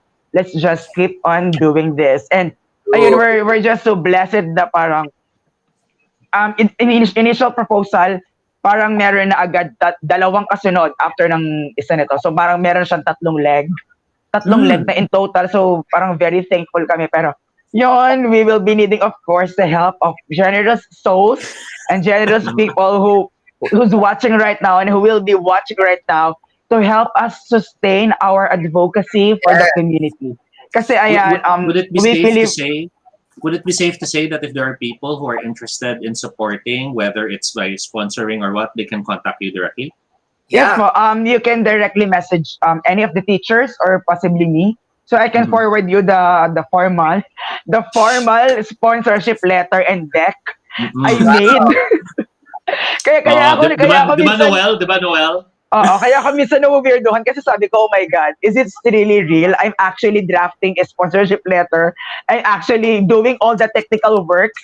Kasi parang yung mga sisters ko, I know that they are busy. So parang ayoko na masyadong marami silang iisipin. So, all the technical works, ako ang gumagawa, and also si Noel from Love Yourself. Tinutulungan nila ako. And it's so parang, oh my God, ang dugo-dugo pala. Kasi parang sa school, nag-uutos lang ako, sila yung kikilos. Pero dito, ako yung gumagawa ng lahat. So parang, oh my God, ito na yun. Totoo na to. It's finally paying off. Nag-start na talaga siya. And then to all po sa lahat ng mga gustong mag-sponsor dyan, whether monetary or in kind, pwede po yan. Pwede rin pong food, pwede rin pong supplies for our drag artists and volunteers. Ayan, tumatanggap po kami ng any donations na maluwag po sa inyong mga puso. Kahit makeup. Yes, Actually, makeup. malaking bagay ang makeup. Or mga damit. Okay yan. Kahit ano po yan. So, yeah. Hello, so Mother Filipina. Yes, We have one queen from abroad. Yeah. Hello, Mother. And hello, 18,000 viewers. Tulungan niyo pa po kami i-share ito para... So si Chai may tanong, ilang total pag food or supplies, ilang packs? Maybe you want to message Chai na directly. At least. Don't worry, Tras Marias. Actually, hindi ko pa na-send out sa inyo. Pero kasama talaga kayo. I'm sure. Andiyan ba si Miss or saka si Jane? I saw them earlier in the stream. Ayan. Yes, so ito yung sinabi ni Karen. We are actually manifesting abundancy. May term ba na gano'n? Abundancy. This is Drag Academy PH, and sobrang blessed po kami na, I mean, hindi pa man kami humihingi, marami nang dumarating na help. So, I mean, just imagine kung gaano ka-blessed somehow in this midst of pandemic ang mga drag artists natin, ang future of drag natin. Kung gaano kadami pa yung gustong sumuporta sa future of drag. Imagine kung ito pa lang na initial na ito, in the middle of the pandemic, ay napakadami na, outpouring na yung support na lumalabas. Paano pa kapag normal na ang lahat? Paano pa kapag naging somehow, I don't know, 2 or 3 years from now, kapag finally, institution na talaga. Institution na talaga. May building na may school na talaga. Oo, may sarili na. Meron tayong Carillo Hall. Oo, gano'n. Ang tanda naman, yung para naman akong namatay. Tapos meron mga bus. Tapos ang weird na parang may mga bust ng mga statues, pero mga big hair. Naka-drag yung mga look. Oo. Mag-i-invest ako for bells para very Mhm. feeling Korean. Or or tap nyo na Marikina para sila mag-supply ng shoes. Yes! Oh my God, we will be needing Support all the local. supporters and help na we can get po. Diba? By the, shoes by the city of Marikina. Diba? Ayan, so andito po ayan, hello best, precious Paula Nicole, who will also be, ayan, isa siya sa Yes, mga i-reveal natin na 2 out of Tada! 3 Reveal. t-shirts for the camp. So meron na lang tayong 2. Ayan na po, i-reveal na namin, precious Paula Nicole will be teaching dance sa ating Oh my gosh. Drag Academy PH. Hello, best! Oo. Hey, Precious. Ay, sabi ni Sir Noel MC, may i-dispose daw yung mom niya na 70s to 80s. 80s accessories. Sige, Sir Noel. Go Sige, lang. Sir Noel. Yay! I-PM ko po agad kay Sir Noel. Ay, Um, hindi Sabi so, ni Precious, ano daw yun, hindi pa daw siya nag-guess. Hindi pa Ano? daw siya nag-guess. Hindi pa daw siya Char nag-guess. naman, Char. you Andre, yes. Same lang Dati, din Sir kami, Noel. hindi pa rin kami nag-guess ni Clea. Oo. Hindi lang sa amin Assume ano na, eh. no? Go. Video Nakita ko lang lang, kami tapos nagulo ko yung Facebook Live na. Ano? Oo. Again, to everyone watching, please reshare the stream. Let's try to get more people watching so we can Yeah. further the message of Drag Academy PH. Mhm. Pero Uh, nag-20 siya sa akin. The message, I love it. The ano yun?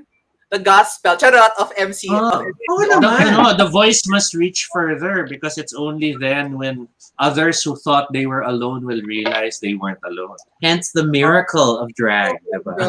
Mm-mm. Ayan. Diba? Because this is not just a message, it's also a movement. Mm-mm. Oh, So, yeah, it's definitely It is. Oo. We are Um, actually starting a movement here, a revolution here for the future so- of drag. So my next question for all of you is, when people do drag, for many of them, it's a discovery. They learn parang, uy, this is me pala, or uy, this is what I love to do. But for others naman, it's not about discovery. It's about invention. Right. Diba? Who will I be today? How will I change what I do today? So how do you nurture each side, or how do you balance it? Like if someone feels invention lang siya lagi, is that okay? Do they need to realize na may discovery na neglect sila? If it's discovery lang, should they be encouraged to realize they can also reinvent? What are your thoughts on that? Basically kasi, kami sa Drag Academy PH, I'm so happy na the entire faculty shares the same ideology of what drag is. Parang for us kasi, any drag is valid. Any drag, whether internal or expressive, is valid. And siguro, doon sa question na yon, it's okay. Anything is okay. And what you wanna do is okay as long as you do you, and as long as, you are able to share something sa ibang tao, whether positive or negative. As long as you're able to share a piece of you as an artist sa ibang tao, it's okay. Any drag is valid. Any reason is valid. Any interpretation is valid. Okay, sisters? I guess it's really about striking a balance between the two, nung discovery at saka nung invention. Kasi, part din niya nung kanina na, kasi when you reinvent, you also, grow. So, Yes. lagi important sa mga artists na nag-grow patuloy, na hindi sila nag-stagnate, na hindi hanggang dito lang yung growth nila, na palaki ng palaki hanggang sa lumaon pa at mas malaki pa yung maging shade. As a puno talaga. Charis. As a Para puno. malaki yung shade niya, para mas matakpan niya yung araw niya, at saka mas ma-reach niya yung heavens above. Ganon. So, Or mas malalim ang roots. Pwede rin. Diba, mas madidiscover niya yung roots. Hindi lang pataas, pwedeng pababa rin. So, parang, mas ganun siya. Tama. So, parang mas ganun siya na, it's really about striking the balance between the two, na parang, kasi magsisimula naman yan talaga sa, either of the two kasi na parang, ay gusto ko lang mag-invent ngayon, ay gusto kong mag-discover pa. So, mas ganun siya na, tama yung sinabi ni MC na you do you, number one. And of course, number two is, when you try to reinvent or to discover something, just make sure na it's something that is still within your core.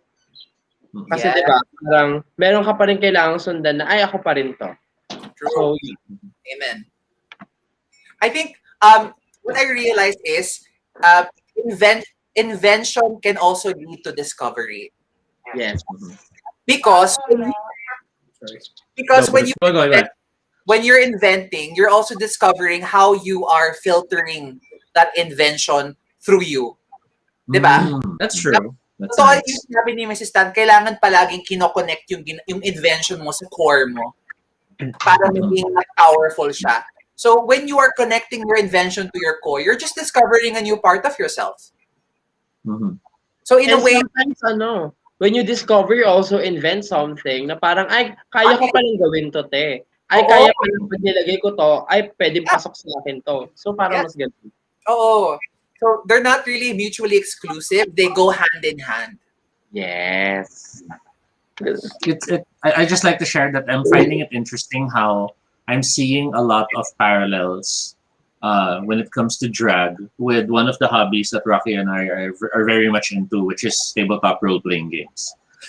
In tabletop role-playing games like Dungeons and Dragons, which is the most popular game in the world, but we don't really play it that much, as well as other games. Not shady, not Not shady. shady, not shady.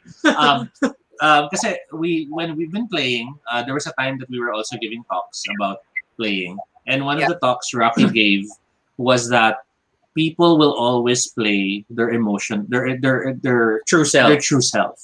So it doesn't matter if parang gusto mo maging wizard na yon, or gusto mo maging fighter, or gusto mo character mo na yon ay goblin na barbarian na laging galit.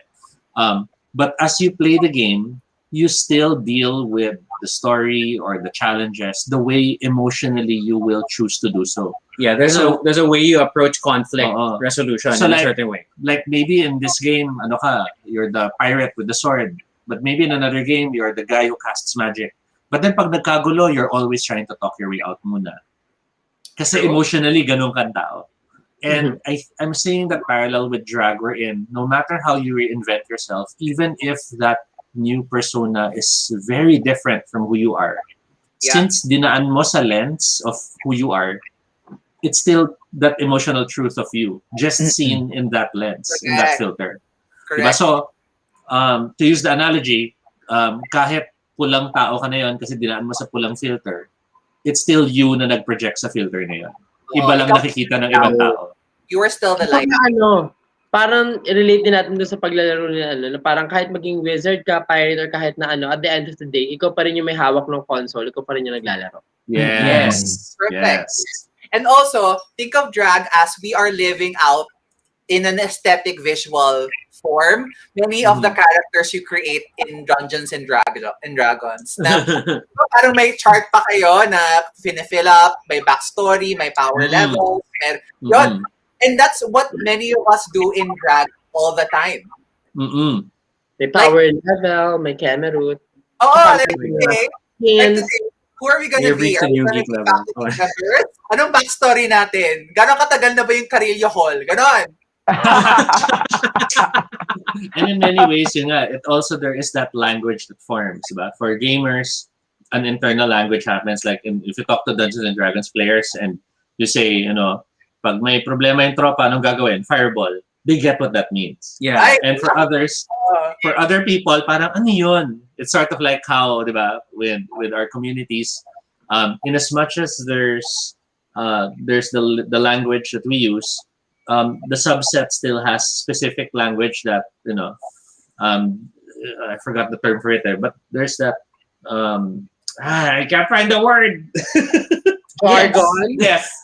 Parang jargon, parang that you culture develop specific for your group. It's like That what makes Sword the Speak community. is for the gay community, that it's a constantly evolving language that fulfills The needs of that group. the changing needs and functions of the group. Social So while other groups might relate, they won't get the full meaning because they're not in that group.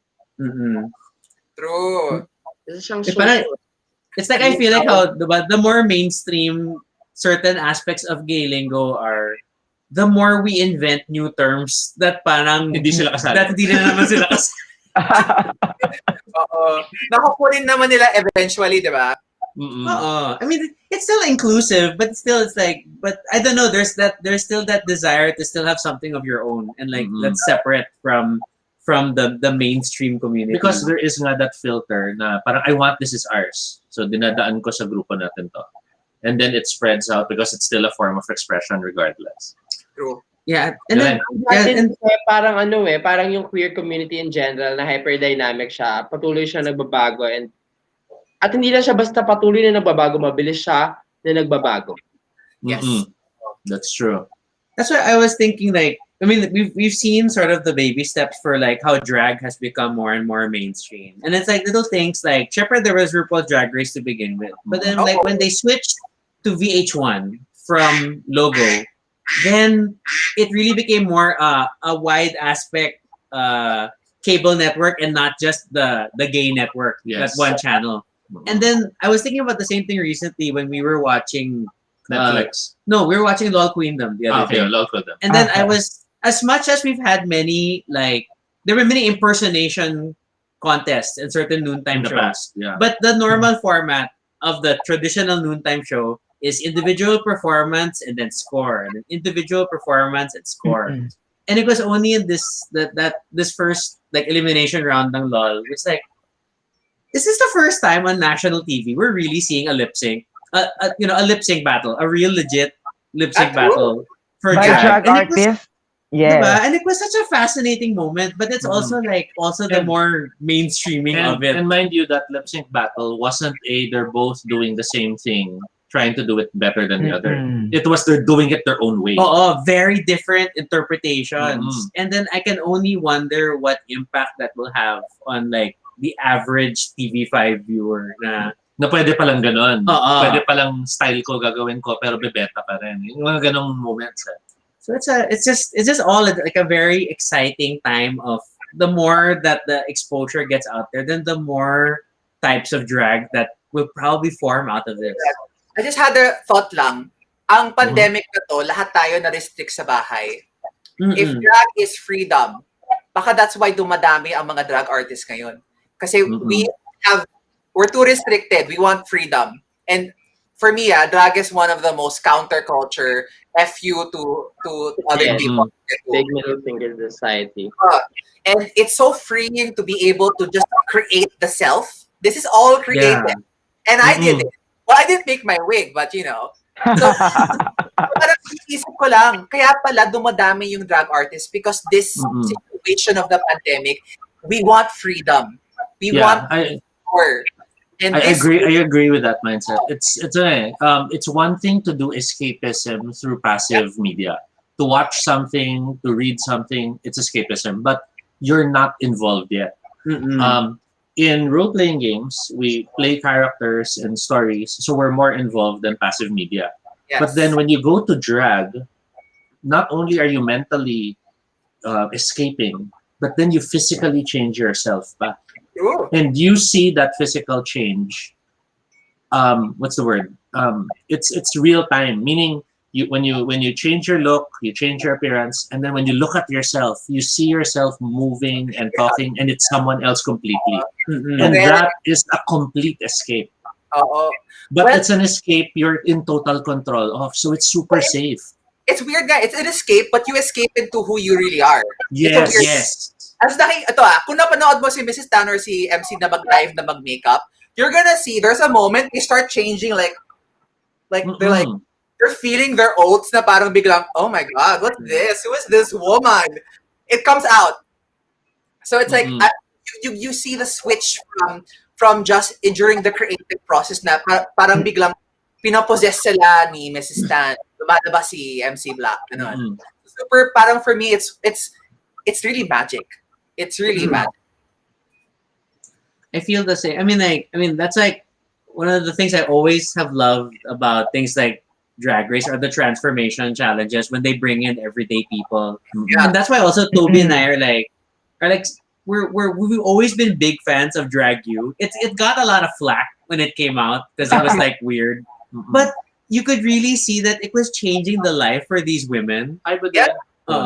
That and same thing that even to the main Mhm. the transformation challenge on the main drag race when show. they have let's say family members as guests, or they had there was a time there was all these big brothers, parang Yeah. military guys, and they sobrang realized so many things when they did drag. They realized that It's they transformative. and It's they realized liberating. emotions they did not even acknowledge before, not necessarily anything related to gender. It was Correct. more, I can be sensitive, I I can be compassionate, diba? can wear a corset. Yeah, and remember there was that one guy who was like, I don't know why I'm crying. Uh-huh. I don't mind. Uh, And it Yeah. was that sort of a moment. Yes. but that's So it- interesting. Now imagine Go what on. Drag Academy PH is going to create. A new generations of young artists who will be freer and freer and create Yes. safe spaces for other people. Ripple Mhm. effect talaga yan. When you have free people who allow others to be free, you have a society that will allow for individuality. Mhm. Yes. For me, that's why I think kami ni, ni Mrs. Tan, we're on board with MC. We're faculty members of Headmistress. Mhm. Stress on the So- faculty. Sa dami ng faculty, baka mamaya marami na kayong members, maging organization na yan. Oh, I love that organization. Pwede naman at part po kayo agad as part of the board of directors ng organization. Oo. Yes, and also, ayan sa mga nanonood pa, if you're liking this content, don't forget, andyan po ang aming tipping details. In the great tradition of Yes. us always asking for tips, our Gcash is, partner? 966-4453521 under the name LayGC, and of course our paypal.me/LayGCarillo. Yes, and also if you're interested to offer or give any donations in kind, you can directly message any one of our faculty members or me for the sponsorship deck and the sponsorship letter. Yes. Ayan! And aside from Mahaba. that, Like, mga 20 plus slides yung deck na yan. And share the live. share the live pa rin, mga Swiss. Yes, so share the live, and thank you so much. Meron pa tayong 13,000 viewers. Ayan, yung nakikinig pa sa ating sa ating Ating podcast. sa ating podcast. Thank you, It's Budek. funny that And yes, sabi ni Noel, the crew makeover is the favorite pa din. Ay, okay. Totoo. I was thinking that parang because we get a lot of viewer requests for topics, and then one of the topics we haven't gotten around to was local drag perspective, and then we always mapped it out that we always kept telling ourselves we can't do it on our own. We have to have some of the queens with us. I guess we're sort of doing it tonight also because the way that the discussion going, and I'm all here for it. I super love it.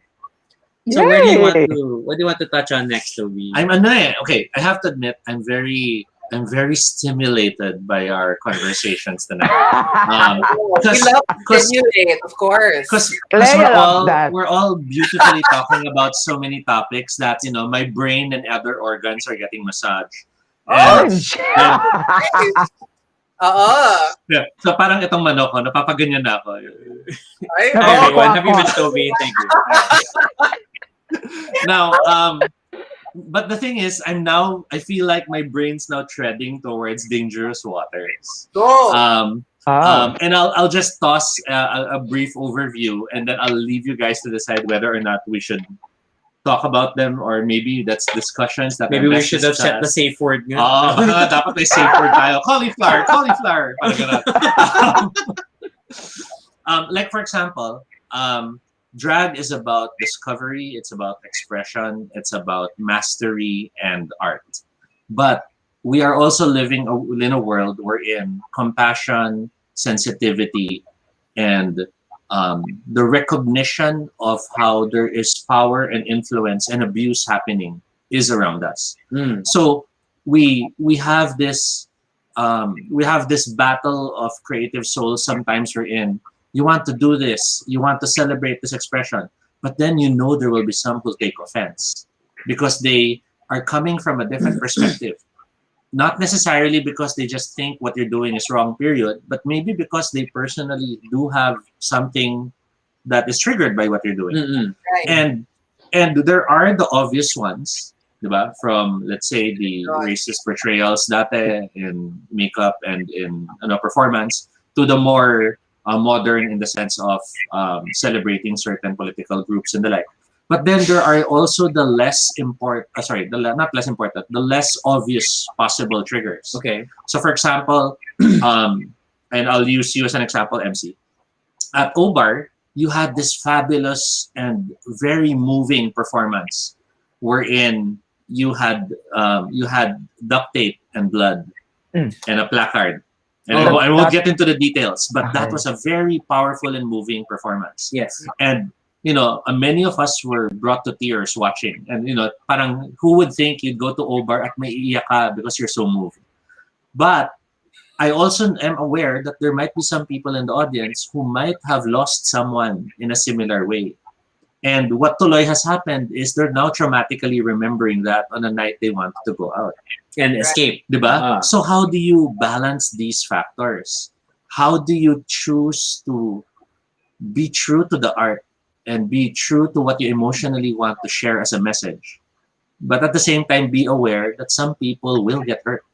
Mm. Hello Sige. po. Mrs. Tan had the same experience with what you're trying to ask. Sir. Go, Mrs. Tan. And ayun, when it comes to being an artist, especially a drag artist, alam naman natin na ang drag ay nagsimula talaga as a political movement.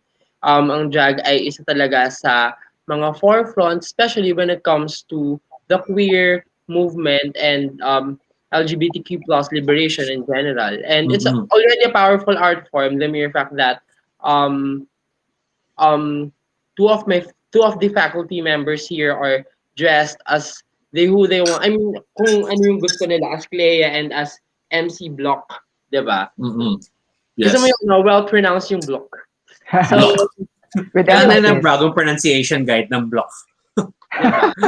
So parang ganun siya na hindi lamang siya nagtatapos kasi sa expression, hindi lamang din siya nagtatapos sa ano nung identity mo, sa extension ng identity mo, pero meron din siyang kaakibat na responsibility.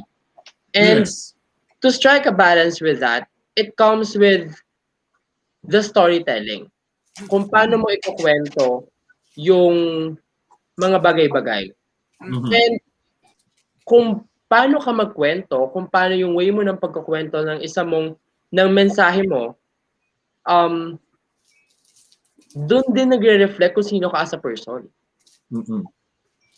Kasi sa isang performance, ako personally, I've done a lot of political performances and sobrang hirap niya when it comes to storytelling. Kasi you really have to be sensitive about every party, especially about the sector that you're going to represent, number one, or the story you're going to highlight. Kasi hindi lahat ng tao kayang maintindihan yung mga bagay na gusto mong sabihin. Mm-mm. So, kailangan maganda yung pagkakakwento mo. At dapat maging maayos din yung delivery mo so that your message will come across. Kasi hindi lahat nagtatapos sa intent. Kasi some people, some artists are, my intention is to deliver this message. Yeah. But the delivery doesn't say na yun yung intent mo. Mm-mm. So, you always have to be critical with the delivery. At yung delivery na yon, meron siyang certain na parang meron kang mga bagay na hindi mo kailangang i-cross, may mga bagay na hindi ka pwedeng gawin, hindi dahil sa bawal siya bawal siya. Bawal siya kasi hindi lamang dahil may ma-offend ka, pero dahil meron kang pwedeng, alam mo yun, meron kang isang certain part of minority na dapat binibigyan mo ng boses pero mas kinuhanan mo ng boses kasi mali yung pagkaka-deliver mo. So, remember that as drag artists, as artists na parte ng minorya, we always give voice to these voiceless sectors. And Yes. since we're giving them voice, give them the right amount of spotlight, give them the right amount of voice. So if you're going for a very sensitive topic, for instance, violence, for instance, rape, so on and so forth, killing, you always go with the trigger warning. Na parang if you're going to watch this performance, trigger warning because there's gonna be some repercussions about it, blah, blah, blah, blah, and so on and so forth. At isa yan sa mga ituturo natin sa Jack Academy. Kung paano yung pag-handle nung ganun, kung paano mo makikita yung balance nung dalawang yon. Kasi hindi sa lahat ng bagay kailangang in your face. Kasi may mga messages na mas nag-work ng subtleties. It always boils down to who are you as an artist, who are you as a person, and how are you going to deliver that message for that message to come across. Lagi siyang ganon. 3 things lang. And always remember na you are representing the minority. Correct. So never misrepresent them. And if you're not part of that minority and if you're part of the privileged sector, have some sensitivity. Either let that part of minority, represent their own sector, represent their own group, represent their own community, and or, ask them kung paano ba nila gustong ma-represent. Right. Right. Tandaan natin, imber na nga tayo, di ba? Pag yung mga straight nagbabakla-baklaan. What more kung mag-represent ka ng isang minority na hindi ka naman part nun, tapos i-represent mo sila ng ganito kasi you just want it to be like that. You're not being a person, you're being a bitch. And that's different. Yeah. I think napakaganda ni question kasi Mrs. Tan actually experienced a lot of Mrs. Tan amongst the other queens that I know pre-pandemic experienced a lot of censorship with performances, with political performances. And ako naman, yung isang performance na tinutukoy ni Sir Rock and Sir Toby Sister is about my performance on OVAR about extrajudicial killing. So, in my past years of doing drag, I have been actually known to do a lot of political performances. Yes. But I actually don't consider myself to be a political queen kasi sa akin ang bigat kapag tinawag kang political queen. Political queen kasi dapat sinabi nga ni partner, alam mo yon, you live by how you by what you believe in. And ako I always make sure that whenever I make performances na somehow politically inclined for most people, I make sure that I back it up with a lot of researches, a lot of immersion, a lot of in-depth studies about my performances, and then make sure ko na may dramaturgy yung performances ko. When we say dramaturgy, this is the branch of theater performance na inclined doon sa tama ba yung gustong papunta, tama ba yung gustong patunguhang message ng artist doon sa sinasabi ng kanta or doon sa objective ng performance. So ako, I always curate all my performances with the right dramaturgy. And Drag Academy PH dito, we will help students, our scholars, to actually critically design their performances. Gaano man ito ka-sensitive na it will come across na, alam mo yun, hindi siya ganun kabastos for other people na may ibang paniniwala, may ibang beliefs. And ako, it all boils down to an artist na kapag gumawa ka ng isang bagay or kapag nag-perform ka ng isang sensitive na bagay, make sure to own up to it. Make sure na kaya mong back upan lahat ng possible damages that it will cause. Lalo na ngayon, sobrang dali ng cancel culture. Sobrang dali ng cultural appropriation. Sobrang dali ng, alam mo yun, sobrang dali kang ma-call out, mabash for having the bad intention or the misinterpreted interpretation of your work. Well, in fact, hindi naman yun gusto mong gawin. Siguro, dapat as a drag artist, kaya mong panindigan kung gaano ka katapang mag-perform at magpakita ng piece mo. And for me, drag artists are really meant to share life experiences. And ako kasi my my form of drag isn't all about being too exaggerated or being too fabulous. My form of drag is actually realism. What you see is actually what I can give.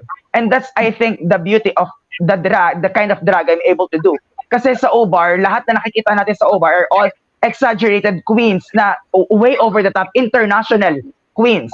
So parang ako, it's somehow take off point of my branding. Saan ako ngayon magbabrand kung lahat kami internationally singing na queen? Saan ako pupunta? Doon ako sa realism. Kasi wala masyadong nag-realism, wala masyadong gumagawa ng mga bagay na yun. Wala masyadong nagle-less is more. And for me, the mere fact na nakatayo lang ako, telling my story, it tells so much power. Kesa sa, alam mo yun, sobrang daming production number, sobrang daming production values. But then again, it will all boil down to dramaturgy, to intention, to the concept, and how carefully your performance is curated. And those are the things that we will be discussing sa Drag Academy. Yes, partner? And Clea? Gusto ko lang din sabihin kasi na it's not really about yung sa kailangan mong panindigan yung ginawa mo. Kasi dapat, yung intention mo, kung totoo talaga yung intention mo doon, yes, oo. Yung execution mo at saka yung delivery mo is pagtutuunan mo talaga ng oras, ng pansin, ng pag-iisip talaga kung paano mo siya ma-deliver ng maayos. Kasi if your intention is clear from the very start, if your intention is pure to represent that certain part of minority, you will never give something that is disrespectful to that community or minority. Kasi ang ending nun, hindi magka-come across yung message mo. Especially if you want that part, if you want your message to, be clear to everyone that I want to say this. Yeah. So, feeling ko mas ganun siya na dapat talaga matutunan natin na it's not really about wanting to say something, but rather, one, you also have to ask yourself na, am I ready to say this thing? Yeah. Kasi parang something na pag may kaaway tayo or may gusto tayong sabihin, hindi naman lahat ng bagay kailangan nating sabihin porket tumatakbo siya sa utak natin. You also have to think about it na, is it appropriate? Is the timing correct? Is the place right? You have to consider a lot of factors. And if you check all that factors, or if you think you're ready to say that thing, then do it. No one's stopping you. Right. Whatever it is, makancel ka man dyan, wala ka dapat pake. Yes, at katakutan. At hindi mo kailangang i-defend yung sarili mo for saying something that you want to say. Exactly. Because we're in a free country, we're in a democratic country. So, at the end of the day, you do you, but always, be respectful and always reflect on what you're doing. Kasi you do you, but everything you do is also you. Yes. Correct. Sister Clea? Well, I don't know how to add to that. Yung only thought ko lang is, when your intentions are in the right place, you're doing this out of a lot of love and a desire for freedom and to really... So I know drag queens tend to carry the spotlight wherever we go. Diba? Yes. You're in drag, people get attention. So if you get the attention and the light, which is the limelight of just being in drag, how do you use that to create a more aware and responsible world? So I think what Mrs. Stanish is saying, dapat alam mo kung bakit mo ginagawa ang performance na yan. And if you cannot represent that community properly, just don't do it. If you will not raise their voices or make sure that they're represented through your art, ginagamit mo sila as a way to have something to perform. Or just for clout, don't do it. Clout or for shock value, don't do it. Because you're doing that out of a place of not trying to help, but of trying to parang you're trying to make yourself grander through the suffering or the pain of another group. And for me, that never sits well with me. And that's unfair for that certain part of minority. That's unfair for those who have that story. Yeah. Diba? And feeling ko kasi a misconception din, mostly lalo na ng mga young emerging drag artists natin is, they always want to tell something. And they, alam mo yun, lagi silang may gustong sabihin, but they are not equipped on how to tell it properly, or how to tell their performances na hindi ka makakasakit ng other people. And drag has been there as a form of revolution, pero things are changing, 'di ba? Things are changing. Many people are now educated, and I think ito na yung kinaganda ng all the necessary things na kailangan mo malaman. It's how are you able to tell something without actually offending someone. Kasi parang ako din, in my past experiences of performing political numbers in OBAR, I've never had experiences na merong na-offend sa performances ko. So parang feeling ko that sets my performances na, okay, I'm on the right track. I'm able to conceptualize it properly. I'm able to do my dramaturgy right. I'm able to curate it perfectly kasi somehow it's perfect sa branding ni OBAR. At the same time, it's perfect sa branding ko as a drag artist kasi this is relevant. This is what's actually happening. Pero what I'm trying to bring sa Obarians is not an in-your-face statement, but rather a flowing statement, and it's up to you on how you're gonna react to it. Parang mas ganun siya, mas parang you're free to agree and disagree with my statement, but I'm not telling this statement to you to agree with me. I'm just laying this here, and it's up to you whether to agree or to disagree with my statement. I love that. I love that. And I think that's the sisters and sirs, that's the beauty of continuously studying and continuously mastering it.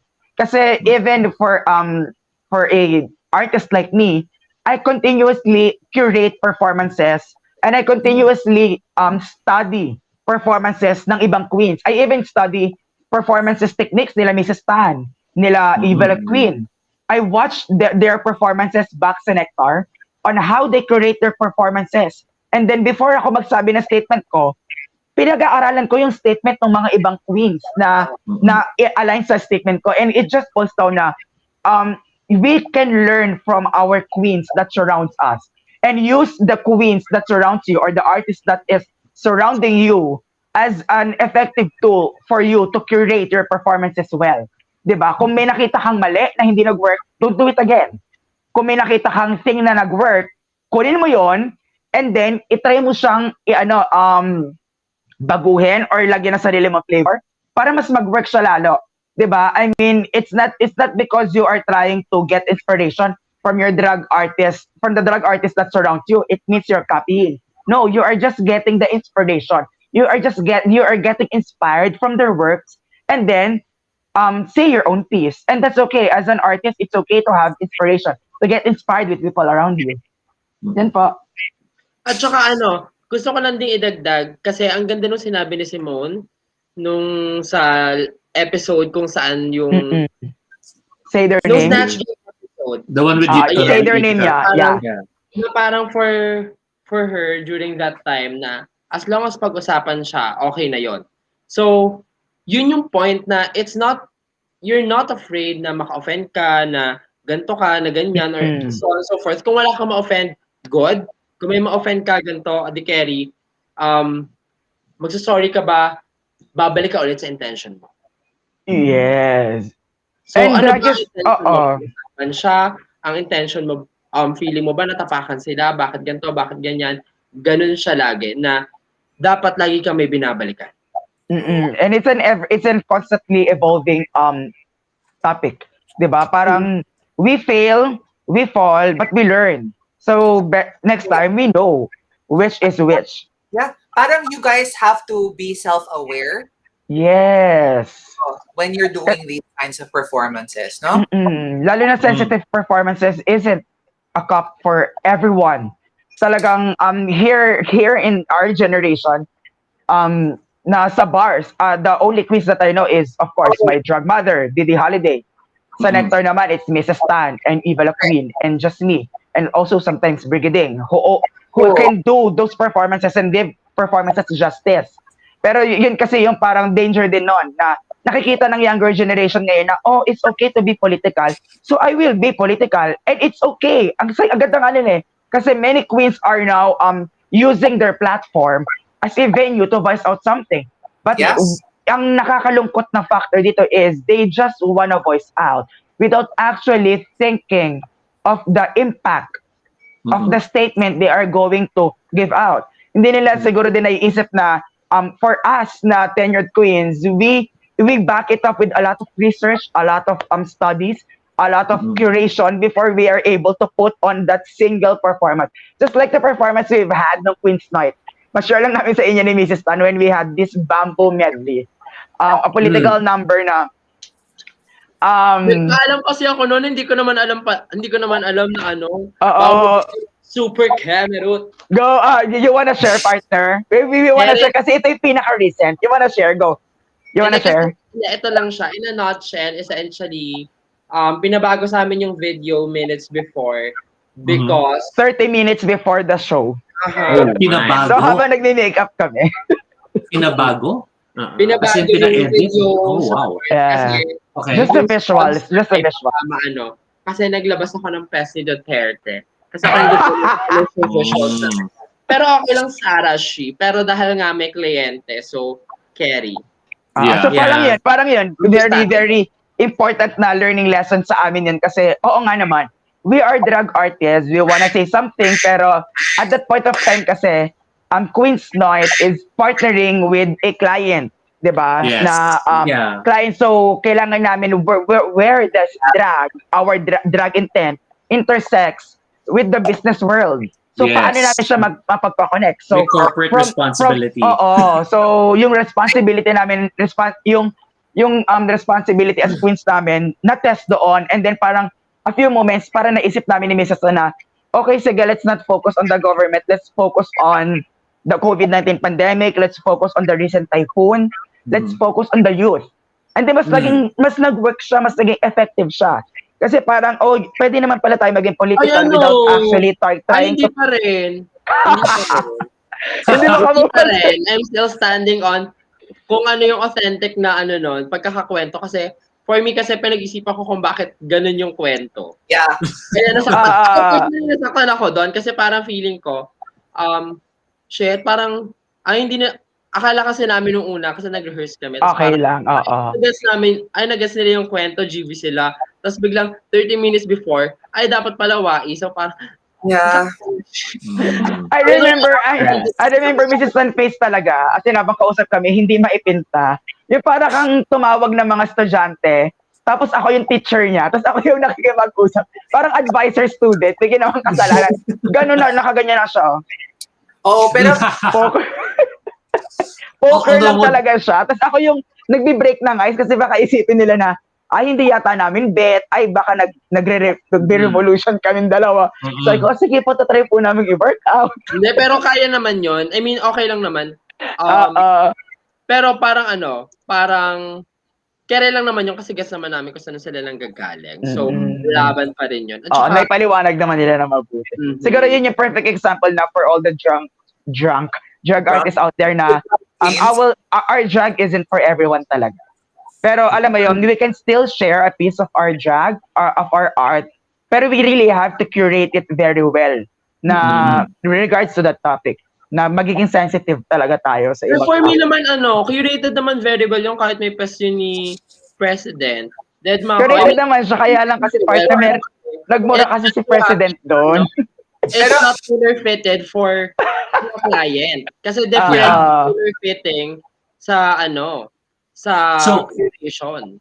So would it be possible to say that it's part of the growth to recognize that part of the growth in terms of doing drag is there are times you do drag for yourself to express what you want, but there might be also times you're doing drag as a responsibility because you have, let's say, agreed to a contract to do this performance, or you've agreed to do something. So when there are those moments, that's when you'll have to decide where your line stands.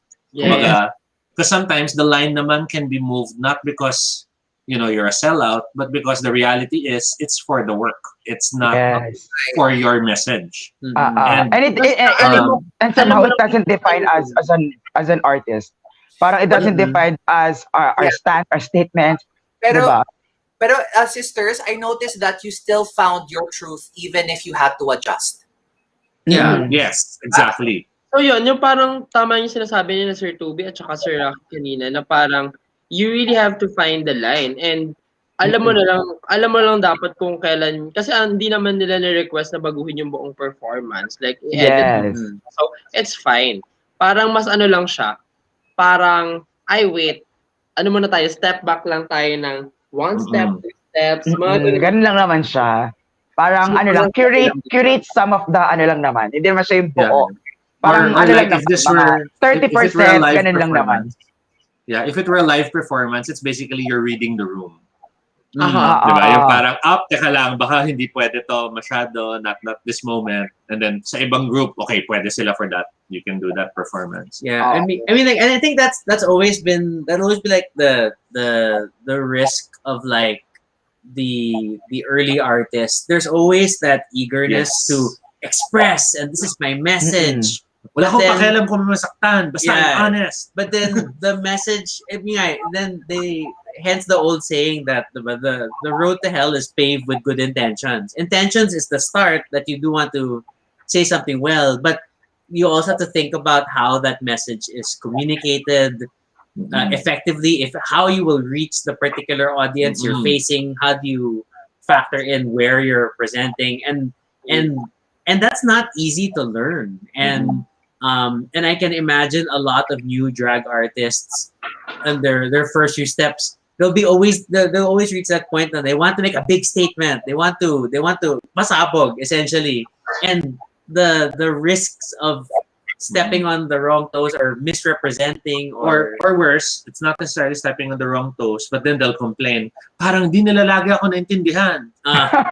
I've heard this from many queens. They don't understand my drag. They're not massaging the message. They're And just throwing the message out. I think, and we think that's why platforms such as Drag Academy PH is very important for our young drag artists out there na somehow magkaroon sila ng guidance, or somehow matulungan namin sila na kung paano, if they really wanna pursue the theater of the oppressed, parang ganong category, or the political queens, how to curate their performance as well. Diba? How to do socially aware performances without actually offending other sectors. Diba? Parang how to carefully curate performances for the general viewing public. And it's not, I mean, it's not done in any schools. Even in arts companies, hindi ka tinuturuan paano mag-curate ng isang political number. I mean, di ba, for queens who specializes in political numbers to actually give piece of how to curate performances like that will actually help change the vision of young emerging political queens out there. Gusto ko lang din sabihin na feeling ko ito yung last statement for that question. Hindi, para isa sa mga magagandang key at magagandang training talaga when it comes to curation is really listening. Listening, especially if it's very sensitive. If it's a very sensitive topic, ask your friends first. Ask kung saan ka mag-show, kung ganito, ganyan. At makinig ka dun sa inputs nila kasi if you don't listen, dun ka mag-fall. Dun ka mag-fail. Correct. And especially, it's not only for sensitive numbers, but for everything. You always have to listen, especially as a drag artist kasi doon ka din mag-grow. True. Exactly. Yeah. So, ayan, and if you are liking this content, again, andyan po ang aming tipping details. Ano ang ating Gcash, Sister CLEA? Hi! Okay. Our Gcash is 0966 445 3521. At saka yung PayPal natin ay paypal.me/Lygie Carillo. Yes, mainit-init ang ating mainit-init ang ating topic. Yan kasi lagi namin nakakalimutan din. And also, tulungan nyo naman kami guys, i-share natin to para malay nyo, may mga future tayong sponsors or who wanna sponsor the Drag Academy PH. Andyan ay mga kapag-sponsor. And of course guys, if you have questions for us, for the host, ayan, just comment down below. At saka mag-ano naman tayo, mag-thank you naman tayo sa who are you wearing today? Charis! Sige. Thank you very much, DJ Javier. Sino yan? Ang ganda ng outfit mo. Actually. Pierre. Wow, I love. Thank you for the laundry shop sa pagbibigay sa akin ng shorts ko.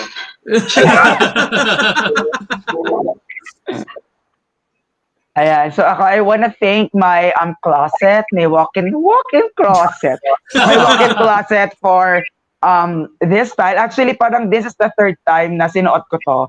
For every time, parang I'm saying na kanina sa ko, siguro kapag Drag Academy PH ang topic, may brand na ako na look. So Yes. ayun, may brand ako na look na ito yung lagi ko suot. Ikaw si Sir Clea. I'd like to thank my sister's closet na yung older sister ko na nasa LA ngayon na may iniwan na mga jacket. Ate, thank you so much. At least may nagagamit ako kapag hindi puro lingerie ang isusuot ko. Yeah. Because si Clea kasi is, lang, no? Clea's branding really is about sexy, this boudoir.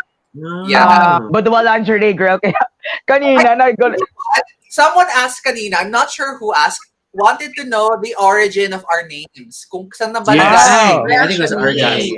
Yeah, that was RJ. RJ, So, ito lang ha.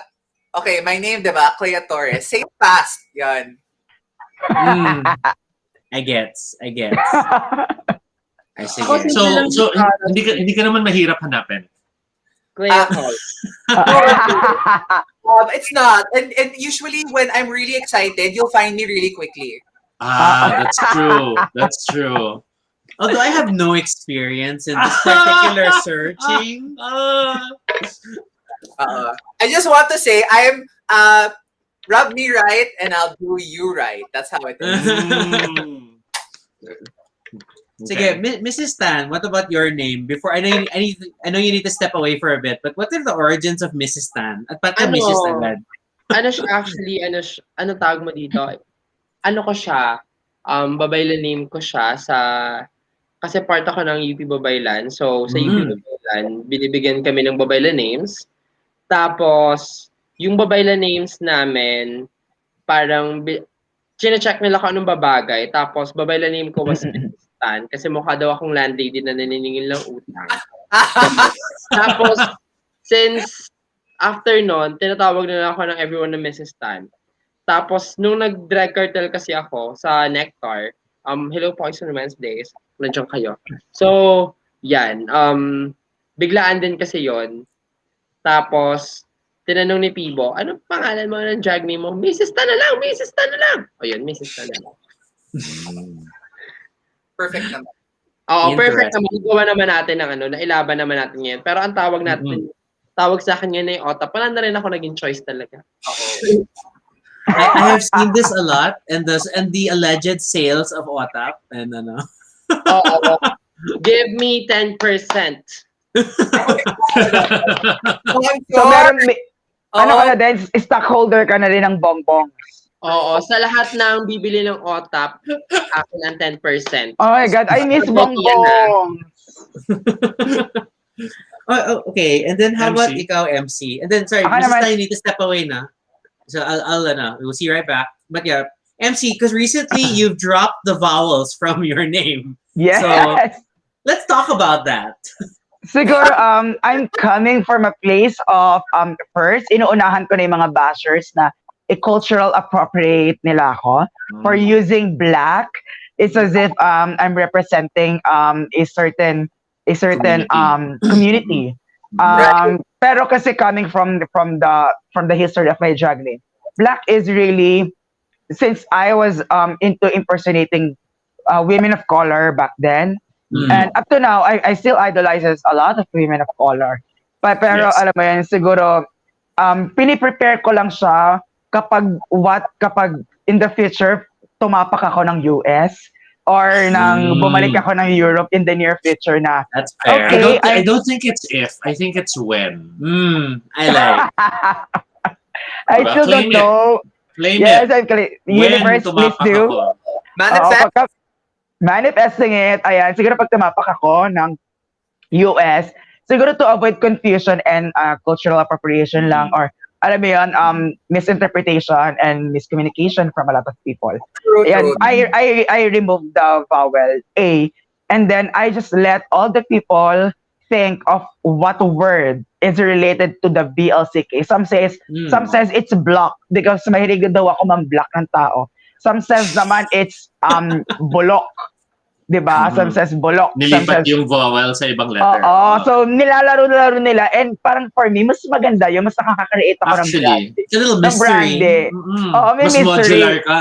And then I remember ng birthday show ni Brigading sa Cornerstone. Sabi sa akin ni Zephanie, sabi niya sa akin, "Oh, hello po, Mac Block."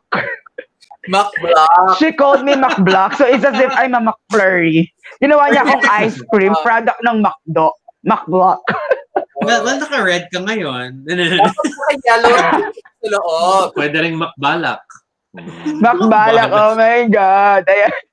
So yun, and I think I'm liking it na. It's Diba awesome. kaya lahat ng The Black Movement, walang vowels?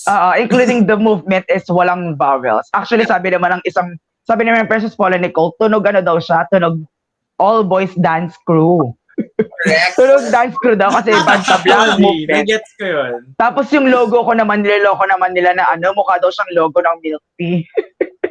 I mean, I'm just so happy na I'm able to, alam mo yun, I'm able to brand myself na hindi ako straightforward na, I have a new branding. Napabrand ko yung sarili ko pero it's somehow masa. At the same time, it's trying to tell another movement, another revolution. Na, alam mo yun, yung shade nang gagaling na sa akin, para pag sinade na nila ako, hindi na ka na-hurt. Kasi totoo naman, mukha talagang logo ng milk tea yung The Black Movement. As in legit, mukha siyang logo ng milk tea. But I think it just means that the branding is a conversation starter, to say the least. Yes. That's always Also, the MC, I think, as a queen, also knows how to have fun. Yes. Oo naman. So, Oo naman. Sir Rocky and Sir Toby knows that very well, lalo na sa Obar.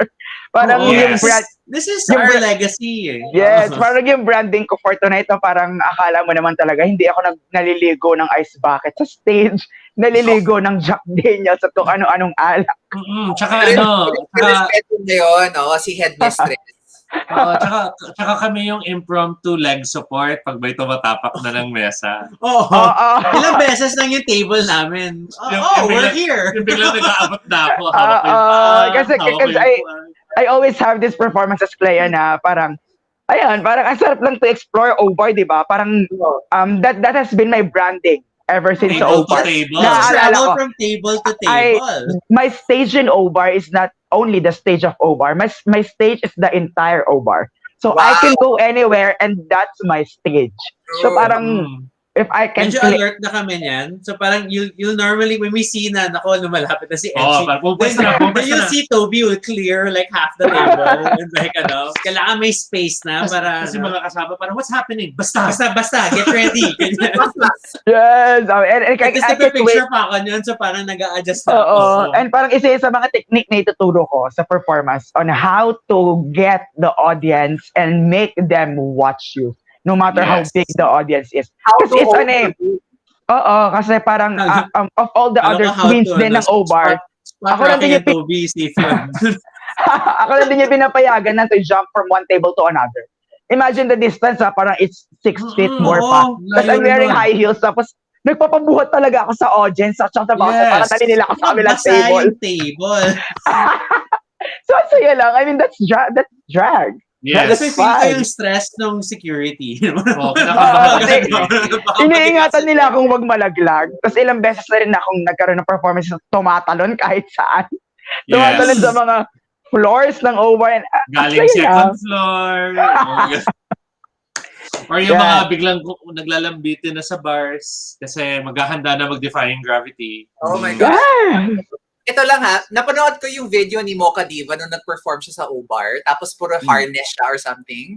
Yung nakita ko yung bouncer or yung parang security person ninyo before itaas si Mocha Diva, the cross siya.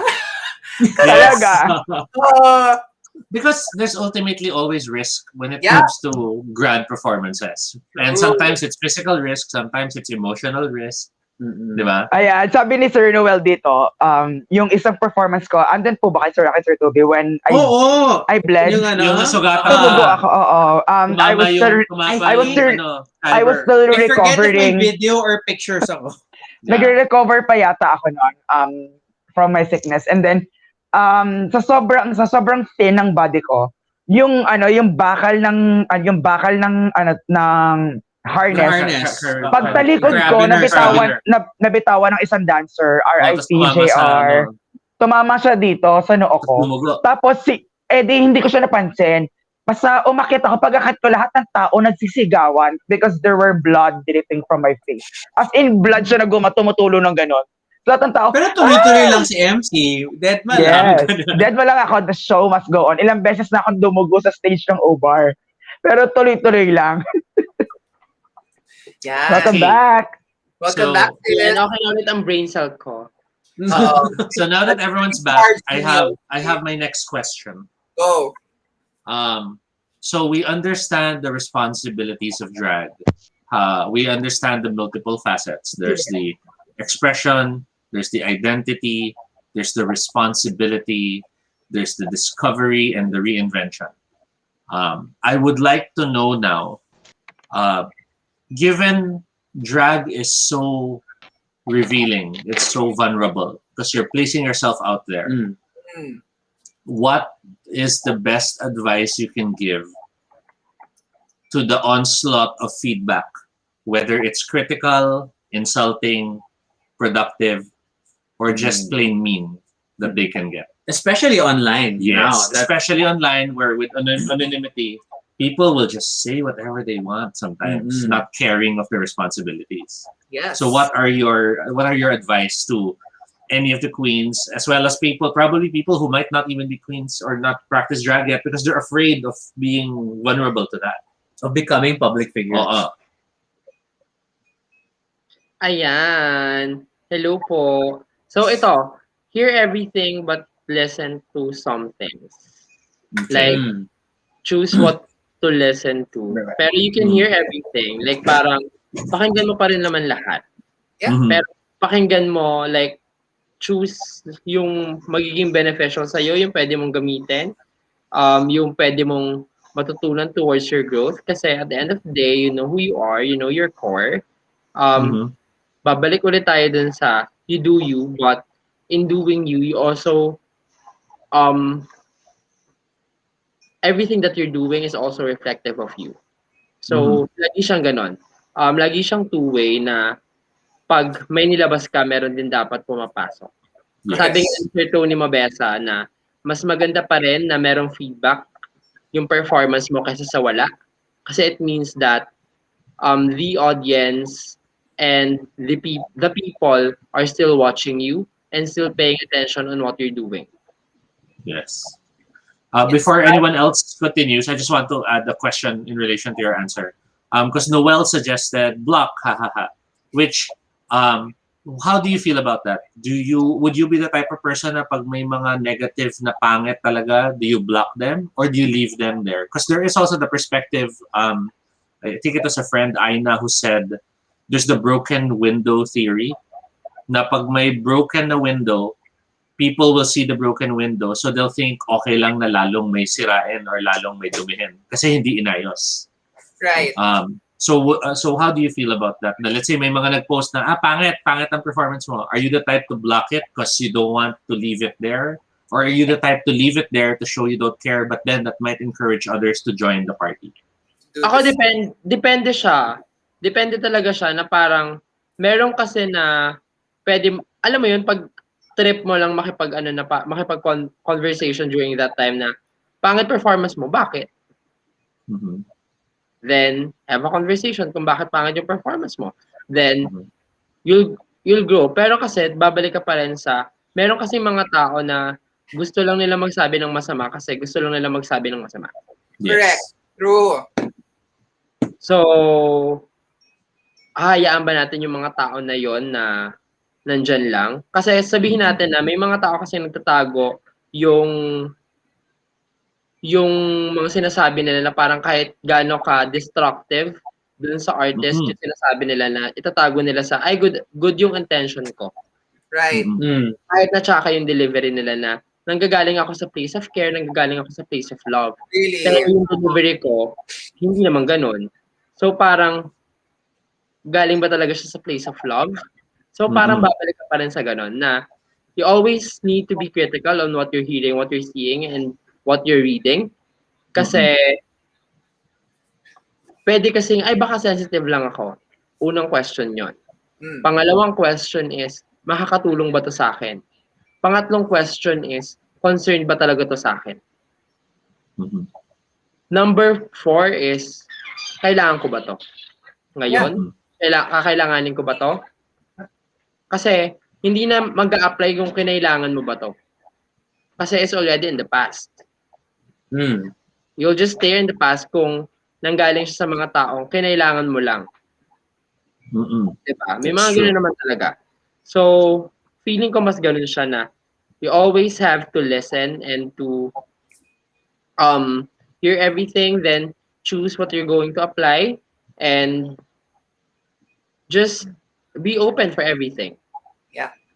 And always be, mindful of the shit na kaya mo lang i-take during that time. Right. Kasi you can only take shit so much. Kung ang toilet bowl, nagbabara kung masyadong maraming tae, di ba? What more ang tao? Don't be afraid to flush. Di ba? At para mo nang batigan si Miss Uleb Nieto. Prof ko yun dati, te. Oh my gosh. Yan, Miss MC Black Talaga and Mrs. ba? Tan. Professor mo si Uleb? Oo. Si Ate Uleb. Hello, Ate Uleb. Hello po. I feel old naman. Baka professor naman si Mrs. Tan. Sister ko si Ate Uleb. I feel old naman bigla. Hello, Ate Uleb. This is our life. So Noel also shares, let haters hate. If they don't pay your bills, pay them no mind. Yes. Ito rin sinabi ko ng LSD nung Tuesday. Kami ni Chai Agustillo, #1 bashers ni Chai. Pack you. Ay, Wow. All ages tayo. Okay, continue lang. Yeah. I think whenever this kind of things come out, and it's also like nung discussion natin sa LSD nung Tuesday. It's like it reminds you this story na there was this time na I forgot, it was a work drama, and then my boss at the time just like it doesn't really matter what other people say, and then like the only opinion that matters is mine. Of course, his perspective at the time is because he writes my appraisals, not everyone else. And that sort of like is where I was coming from also nung Tuesday when we were chatting.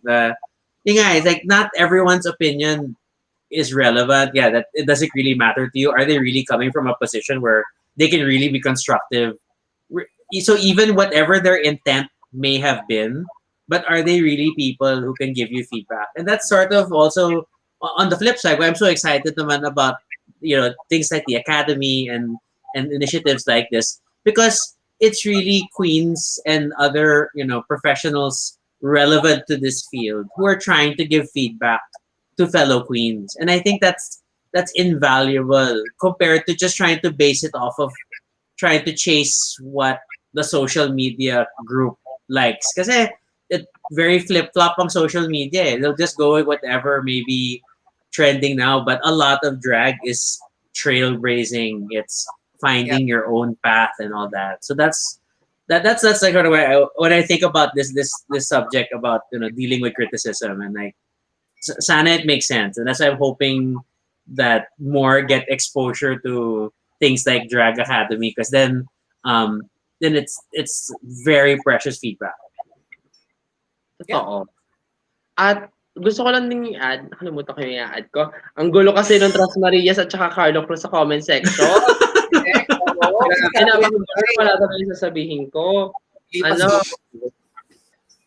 Ano nga yun? Balikan ko po kayo, Sir Rocky. Ikaw, Sister CLEA. Hindi, pero ako, yung Have you experienced that? Those? No, actually. Pero hirap. My background kasi is I'm trained in psychology. So it's a very different field. Pero we have feedback.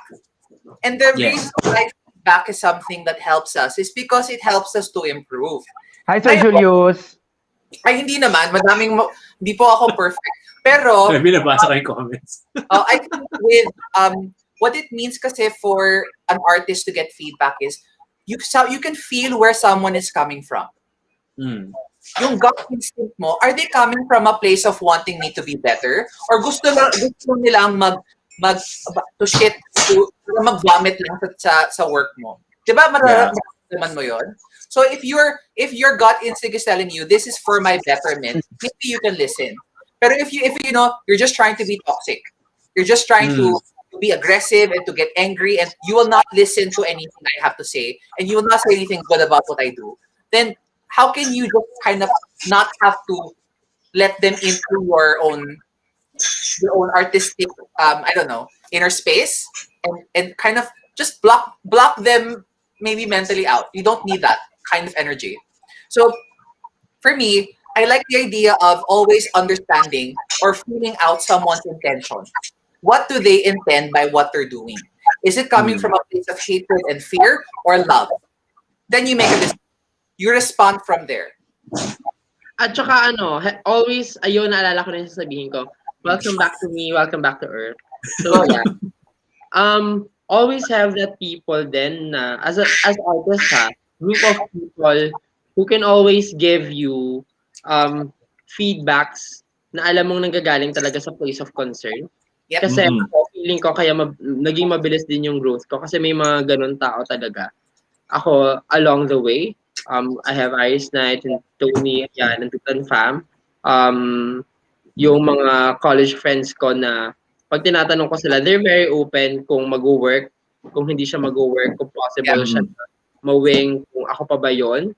Kasi sometimes we're so excited about doing something, we're so excited about saying something that we tend to overlook our own intentions, our own heart, our own self. And we tend to deviate on one, the message, and number two, who we are. And yun yung ayaw nating mawala sa atin, yung authenticity, yung pagiging tao at the end of the day. Yeah. So parang may check and balance ka, no? Yung trusted circle mo. Yeah. Oo. Always have that checks and balances. Kasi sila din yung magsasabi ng, ay, masyadong hard naman tong comment na to. Diba? Yeah. That's important. Yung magtatanggol sila. I remember before, nung napanood kong first time si Mrs. Stan, party yon ng Love Yourself, at saka parang it was like something na, an event na nakadrag din ako kasi homecoming na mga queens ng Love Yourself. Okay. I watched Mrs. Stan go into this room of crowded people, pre-pandemic pa to. She was still, and then she did, Dayan ba yun? Di ba Dayan? Dayang ata. Dayang.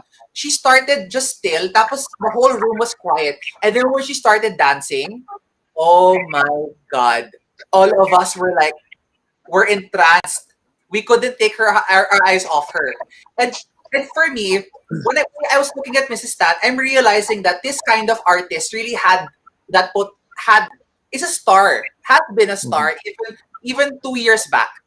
So when she talks about her trajectory being this way, she's always been a star. It's just right now, she's kind of growing and evolving. But, parang in my mind, I'll be honest, you've always been like one of my favorite local drag queens. So parang in my mind, parang, of course, she has a support system to help her out, but the star is really there.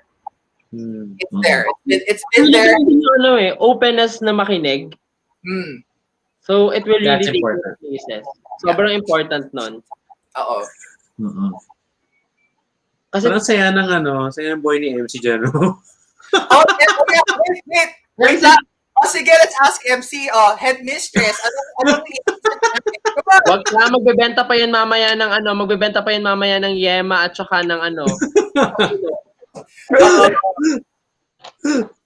Wait lang kayo po.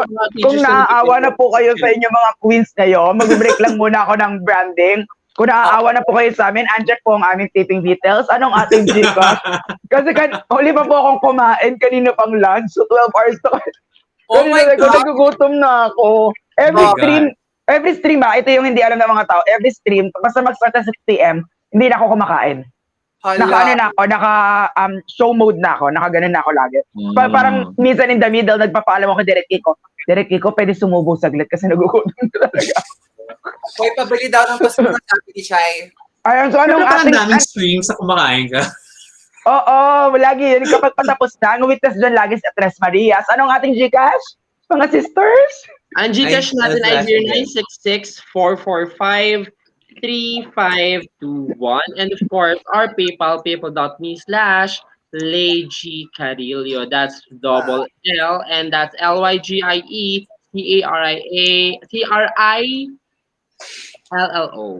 Yeah. Or share our live. Kayo, Share kung our live. competition natin. So yun Oh, nagtanong so- ko, no? Is there a sense of competition in the Yeah. drag community here? Gusto ko sagutin niya. Ang ganda niya. Ito, simple lang naman ang sagot dyan. Kahit na gawin nating equal ang lipunan, never siya magiging equal. So, meron siyang bahagdan. Mhm. Meron siyang bahagdan, meron kang aakyatan, meron kang bababaan. So, feeling ko yun yung nag-establish kasi the society is programmed in a sense that it's eat or be eaten. Diba? Or be eaten. Both. Would you say though? Would you it's say a very that's a complex- byproduct of our education system? It is. How as kids we are taught you have to be Yes. rank 1 and ganyan. It's not Ay- like Thank you, Sir Julius. May nagpaalag po sa atin. Nice.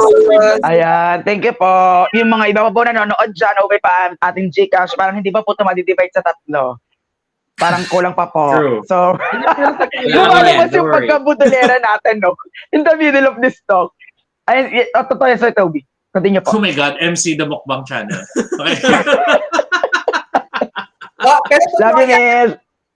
Chai said, masarap naman ang magpakain. Totoo yan. At, oh my God, totoo.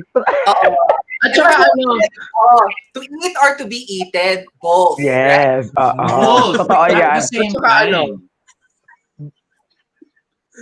parang Malapit na po midnight, I guess. So, ganito na yung mga hire. kaya kumakalat na rin yung Chaya Goncillo, no? Chaya Goncillo, huwag naman masyado. Siguro, to answer that question then and to support that idea, Sir Toby. Actually, it's true. Siguro, most of us Filipinos have been brought that way. I thank you, baby Carla. In order to be the best or to be called good enough, kailangan, ikaw yung number 1. Kailangan you're on the top of the list. Kailangan lagi mong matatalo yung competitors mo. True. We were always being brought up that way. Kaya parang, I mean, there aren't a lot of, parang ako, growing up sa theater industry, walang masyadong competitions in relations to theater arts. It's always festival. It's always an exchange of programs or exchange of disciplines. Oo, walang masyadong festival. Pero sa drag, ngayon, nag-start na because of Drag Race. And even before Drag Race, talagang sa Pilipinas, meron ng competition ng mga drag queens, mga drag artists. Diba? But for me, now that we are living in this generation, in the era where drag artists is starting to feel more empowered, to have more voices, more than ever, more than before. Siguro ngayon, parang medyo slowly nagdi-diminish na yung this is on my personal level lang you can beg to disagree, sisters. On my personal level, nawawala na yung competitions for me. Why is that? Kasi, I think, based on what I see on Facebook, competitions are now internal. Parang nagiging internal na ito. Parang, instead of me seeing posts ng mga tao na parang, ang ganda ko, ang bongga ko, ang dami namin viewers, drag artists are now being more selfless. Sinishare nila yung mga supporters nila, yung mga viewers nila, sharing the lives of other people. Alam mo yon, supporting their fellow drag artists within the community. doon pa lang I can say that the competition is already diminishing na. It's present, yes, pero hindi na siya yung kasing tight ng before na ay kailangan magpaunahan tayo, kailangan ako ang Philippines greatest drag queen ngayon. Hindi ko na siya nakikita, and ako in my perspective, I'm just so happy that what I'm seeing right now is a sense of community rather than a sense of competition with queens, with drag artists from different genders, from different networks, from different walks of life. And I think doon ako naging inspired to actually come up with this Drag Academy PH kasi nakikita kong may sense of community na, may sense of oneness. Kapag ang isang drag artist may problema, to the rescue lahat ng queens. Pag ang isang artist na call out, to the rescue lahat ng drag artist. Hindi na siya yung, kapag na-call out si Lady Gagita, lahat ng drag artist, I deserve ni Lady Gagita.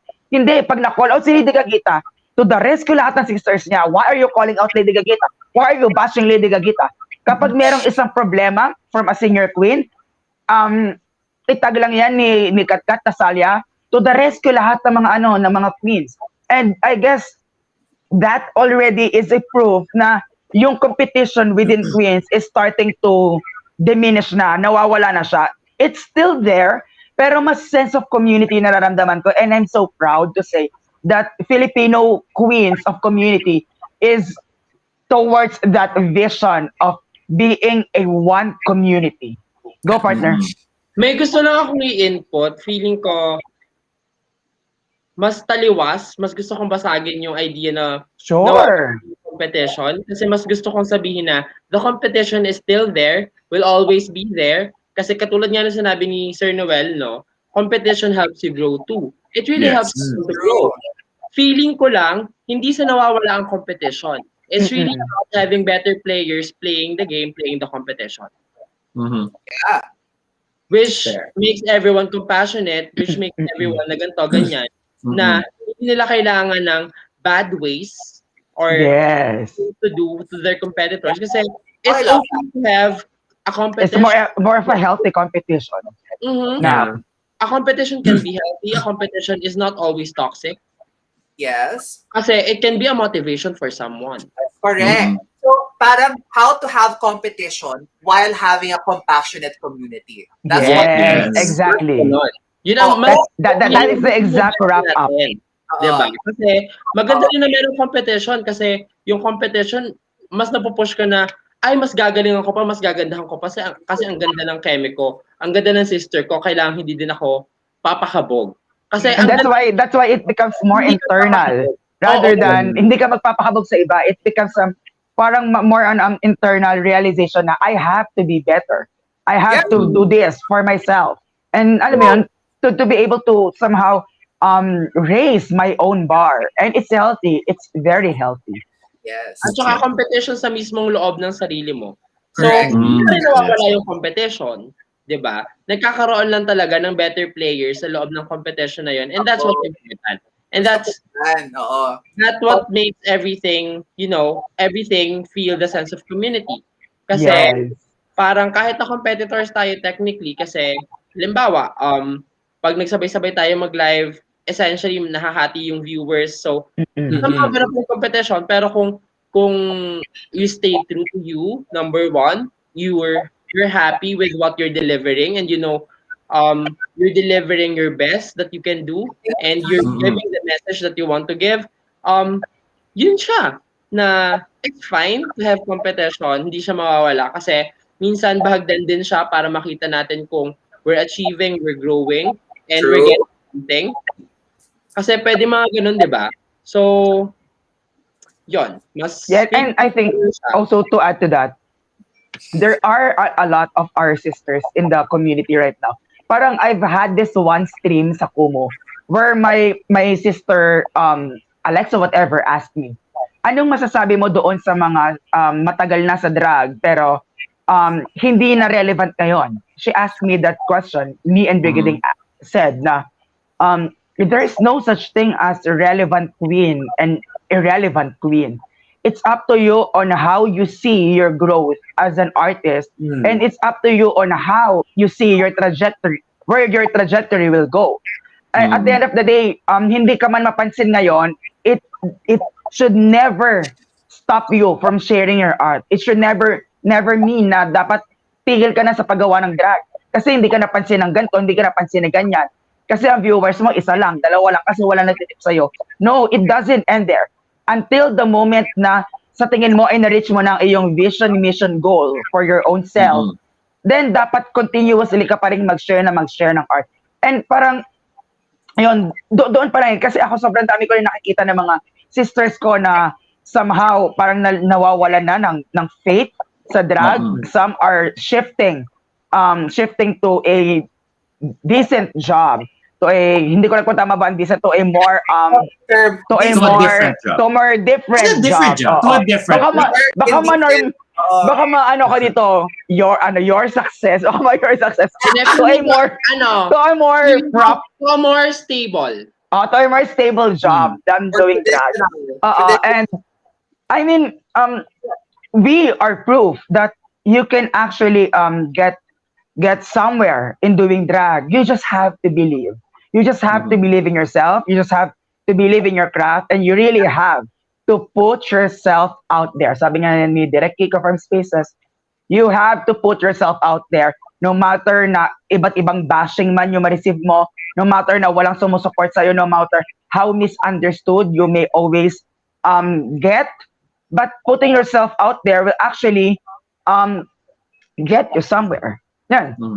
Yeah. And it also gives you more time, and it gives other people also more time for them to understand you. As long as, diba, you let yourself out there and let people love who you are. And it always starts with loving and knowing who you are. Sabi nga ni Mamori, if you can't love yourself, how else are you gonna love somebody else or be loved by somebody? Amen. So, aside from that, gusto ko lang ding i-chika na parang we start doing drag because of something. Sometimes we stop or we pause, pero hindi pa rin mawawala dun sa na kailangan natin bumalik sa bakit tayo nagsimula, bakit tayo nagpapatuloy, at bakit gusto pa natin magpatuloy. At yun. So parang kumbaga, for me, hindi natin masisisi kung naghanap na ibang trabaho kasi at the end of the day, kung wala ka naman pangkain, di ba? So, drag is a very expensive kind of art form. Yes. And it's okay to pause. Diba? To look for another job. For the meantime, drag will always be there. And Nandyan lang ang drag. It's you. Nasa artist naman yun kung siseryosohin niya, kung hindi lang siseryosohin kung gagawin niyang career. Kasi pwede kasing ang drag is passion, drag is an outlet, an art form, pero hindi naman lahat tinitake talaga siya as profession or as a career. Kasi parang we're lucky, tayong tatlo, sa faculty na to, na we're lucky to have our opportunities going our way na hindi ko naman sinasabi na hindi natin pinagtrabahuhan. Pero meron kasing mga ibang tao na same effort pero hindi din nakakakuha ng opportunity. So a lot of our sisters out so, there. Parang, 'di ba, nakikita natin na at the end of the day, let's be thankful of all the blessings that we're getting. Kasi somehow it can be hard, basta ito, hard work can only take you somewhere na parang hindi naman sinasabi natin na wag tayo magpakasipag and everything, pero sometimes yung privilege then also takes place. So, dun sa mga tao na may privilege of this or that, let's share our blessings. Yes. Kahit na yung sa gamit, sa pera, sa nalaman mo, sa education, 'di ba? Grabe naman sa nilalaman. Sorry, na hindi ko kayo inalok ng chips ko. Grab mo dito. Pero si Sir Noel, sabi niya, signing off lang siya, pero sending MC daw accessories. Yay! Sir Noel. He will. Carlo daw. When Noel says he'll send. Yes. So, diplomatic. Dream ko maging Angelina Jolie. Yun talaga dream ko sa buhay. Ambassadress of drag. International ambassadress of drag. Si CLEA yan. So, small wins every day leads to bigger victories. Yes. Yes. Thank you, Sir Julius. So I know I just like to add in the discussions kasi you were mentioning people taking different jobs. You were mentioning some people hindi napapansin yung work. In a similar way kasi I can relate to that in the sense that I also in my case I write kasi games. I make games. I release small games. I publish stuff. And there are times that I feel parang people aren't noticing the games or this game I made before sobrang napansin, sobrang nag-connect sa people, but now this game I'm making now walang may pakialam. And it's easy for people who are in a creative field to feel that the reception of the work is a reflection of their value. Yeah. And part of the maturity of an artist or any person practicing something in a creative way is to realize work is different from self. Yeah. And there are even many factors to consider regarding the work because sometimes the work can still be brilliant, but maybe due to timing, maybe due to circumstance, Access. access, baka hindi napapansin. Or baka napapansin pero walang budget, so hindi mo na kakagat. Or Yeah. baka may budget pero let's face it, art is still in the end a privilege. It is still in the end a bonus because if you had to choose between art or food, you will buy food. Exactly. Diba?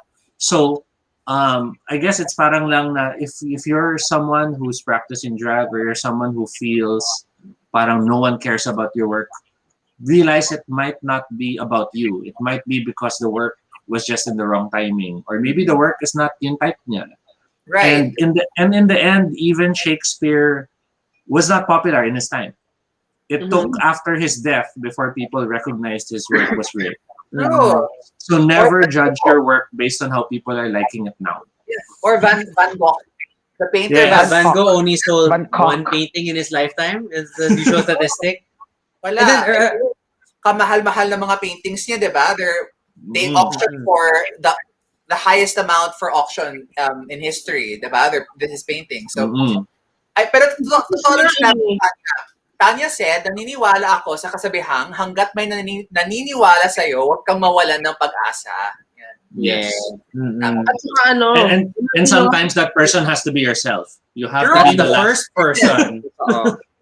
The first and the last person. Yeah, I know. And I was thinking about all the competition discussions, and actually, that was one of the most interesting things that we observed. Syempre, as we're not in the field. Yeah. We're the the patrons, audience. we're the audience, whatever.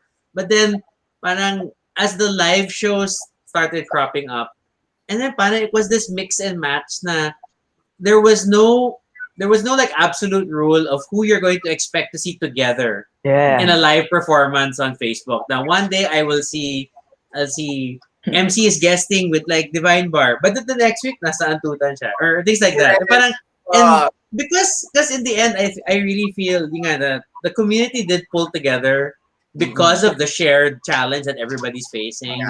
And I mean, separate because it's still a performative art form. There is that desire to do well, to do their best, to be the best. Like, if it is like impersonation, you want to be the best Beyonce. You want to be the best whatever. Yeah, but then it comes forward still. But in the end, you're all sisters. And I know from the many streams we watch, and it's a struggle every time. Na parang, what are we watching today? Channel, no? Tuning into what's Who can we focus on? But I love that I see similar. I know there are like many people like, and even in the chat today that I have never met in my life. But then parang we're all familiar faces, quote unquote, on the different streams of support. And at the same time, I also see other, fellow queens joining, tipping each other. And sometimes I feel like we're just passing money amongst ourselves, but that's okay. Yes. Exactly. It's Totoo. a start.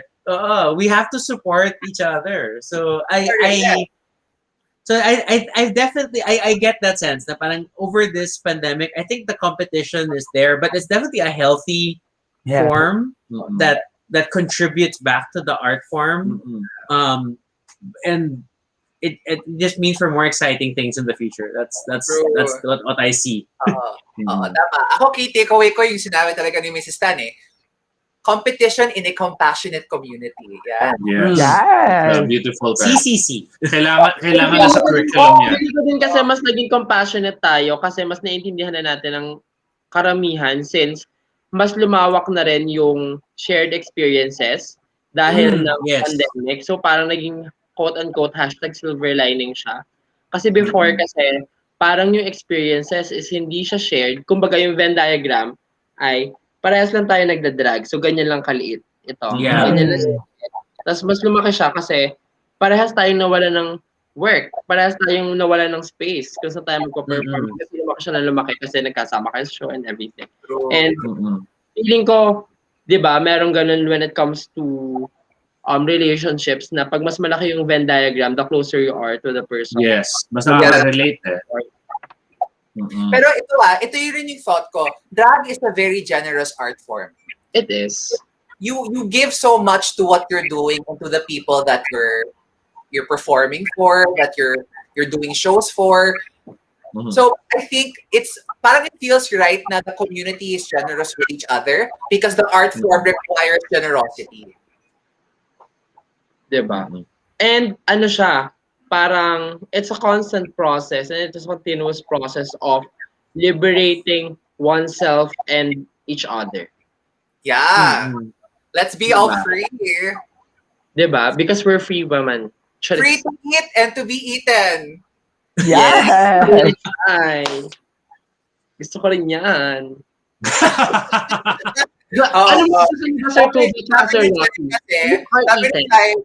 Sabi ni Chai, love language daw niya pagkain. Kaya sinabi niya yun. Okay. Totoo yun, nakikita ko. Balita ko nga ang love language na yan. Pero ang tanong natin kay Sir Rocky at saka kay Sir Toby, ano po mas gusto nyo? To be eaten or to eat? Yeah. Well, versatility is king. So you have to be able to multitask. Oh, ganyan. Very good. And can I just say, ang cute ng Jurassic Park na shirt ninyo. You guys are adorable. And then, medyo rainbow. Medyo rainbow. That was the main point.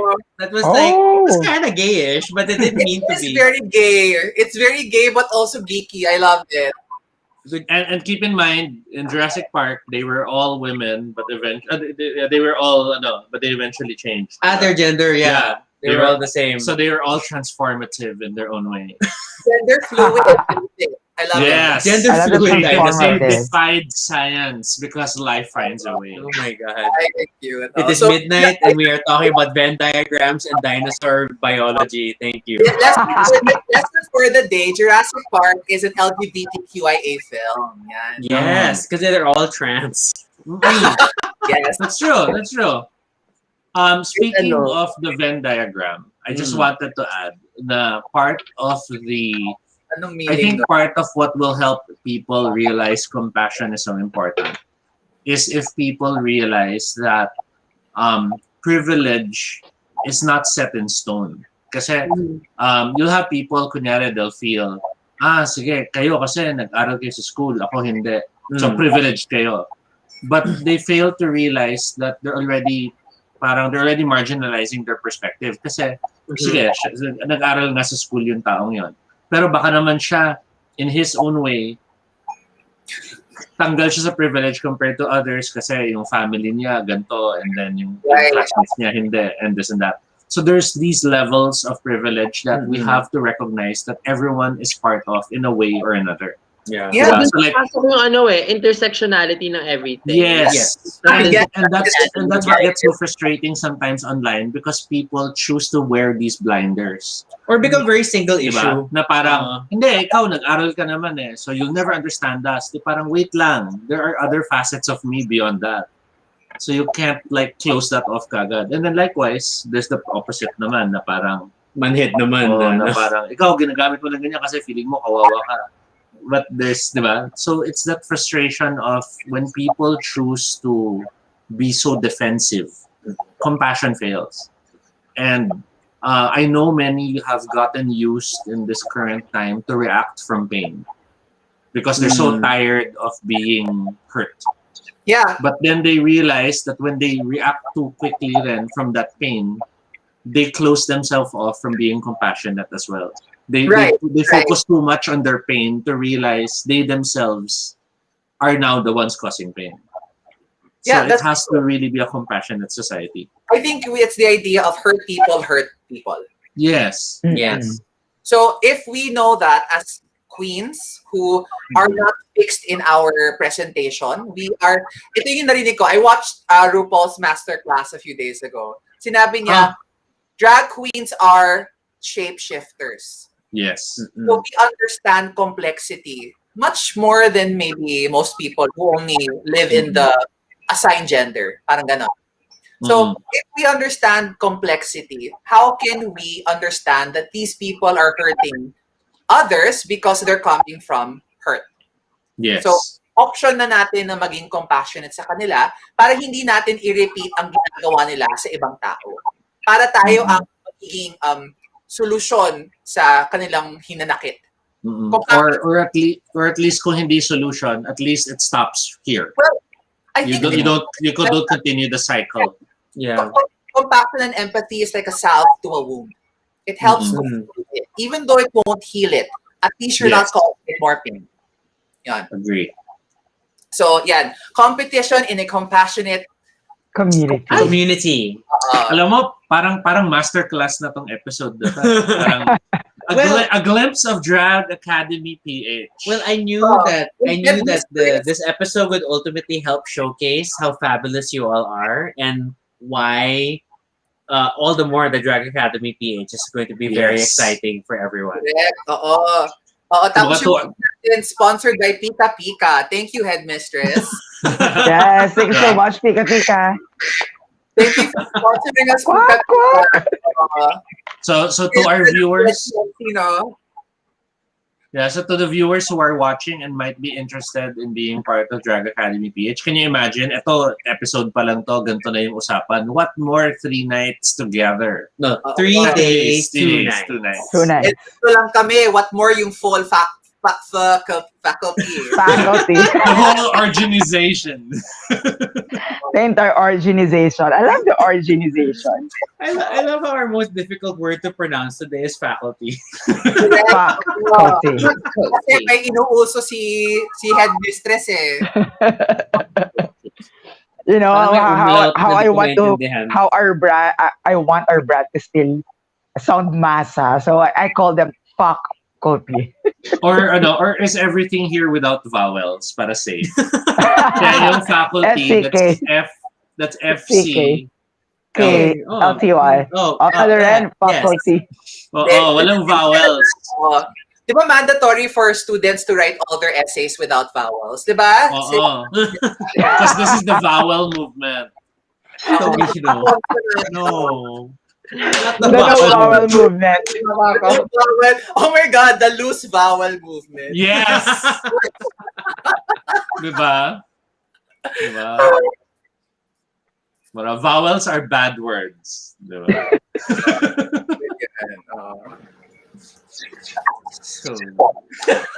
What are you doing? We're so cute together. Oh my God. Oh my God. Ay, may question po. Paano po malaman pagpasok po sa Drag Academy? Ayan. Sasabihin na welcome kayo sa bahay ni Kuya. Huwag kang mag-alala, Tanya. Correct. Pero ikakontak kayo ni na MC or ni Direk Kiko or ng Spaces or ng Black Movement. Which is kami lang din. Pero basta ikakontak. I mean, to be fair, because you just finished the first wave of screening this week, diba? That's the first wave of screening, and then from 101 applicants down to top 15. So we will be sending out thank you email to the 86. Tama ba ako? Hindi ko alam. Yeah. To the 86 students to try again on the next leg. Yeah. It doesn't mean naman na hindi kayo makakapasok kayong batch na ito. Ay wala ng batch kasi ito nga ay meron ng until the end of the year may nakadesign ng 2 more batches to come. So just keep on perfecting your drag, tapos try again next na academy. Yun lang. Hindi naman, it doesn't stop naman here. Learning isn't ang pagkatuto natin na hindi lang naman nasa loob ng Drag Academy. Learning is everywhere. Inspirations are everywhere, di ba? Yes, of course. So I guess our last question, which we can explore with each of you to share, is what do you see as the future of drag, as well as how do you see that affecting your own personal view of your future? Parang, what do you see as the future of drag, whether international and local, and how do you see that in terms of how do you see it affecting your own perspective of where you'll be Or journey. in your journey? Medyo malalim, no? I'm sorry. Ayan, sorry. Ang mga tanong ni Toby. Yung phone ko. Yeah, admittedly, this question is coming from, I don't know if you remember, MC, when we had our interview, I told you about Ikigai. Yes, the Ikigai. Now, Ikigai is this Japanese concept wherein you find what you want to do, what's good for the world, what pays your bills, and what makes people happy. And if you find that intersection of all those parts, you find what we call the Ikigai, which is your reason for being. Because it's not just something you love, but it helps the world, it pays the bills, and it makes you feel satisfied. Right. So given all that as a perspective, what do you see as the future of drag? Do you see it becoming more than a movement? Does it become, do people suddenly realize drag is now a philosophy, a way of thinking? Do you see it, is that too much? Is it really more an art form, and am I over conflating it? Yeah, what are your views on that? And how does that affect your own personal journey in terms of where you see yourself a few years from now?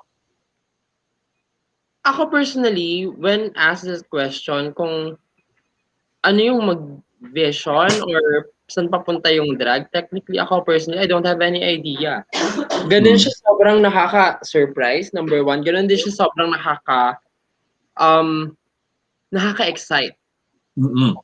Kasi, yun yung ano niya eh, yun yung power niya eh. Kasi, we never get to realize na ang drag or ang artistry ng drag ay mapupunta sa Facebook live stream. We never see it coming.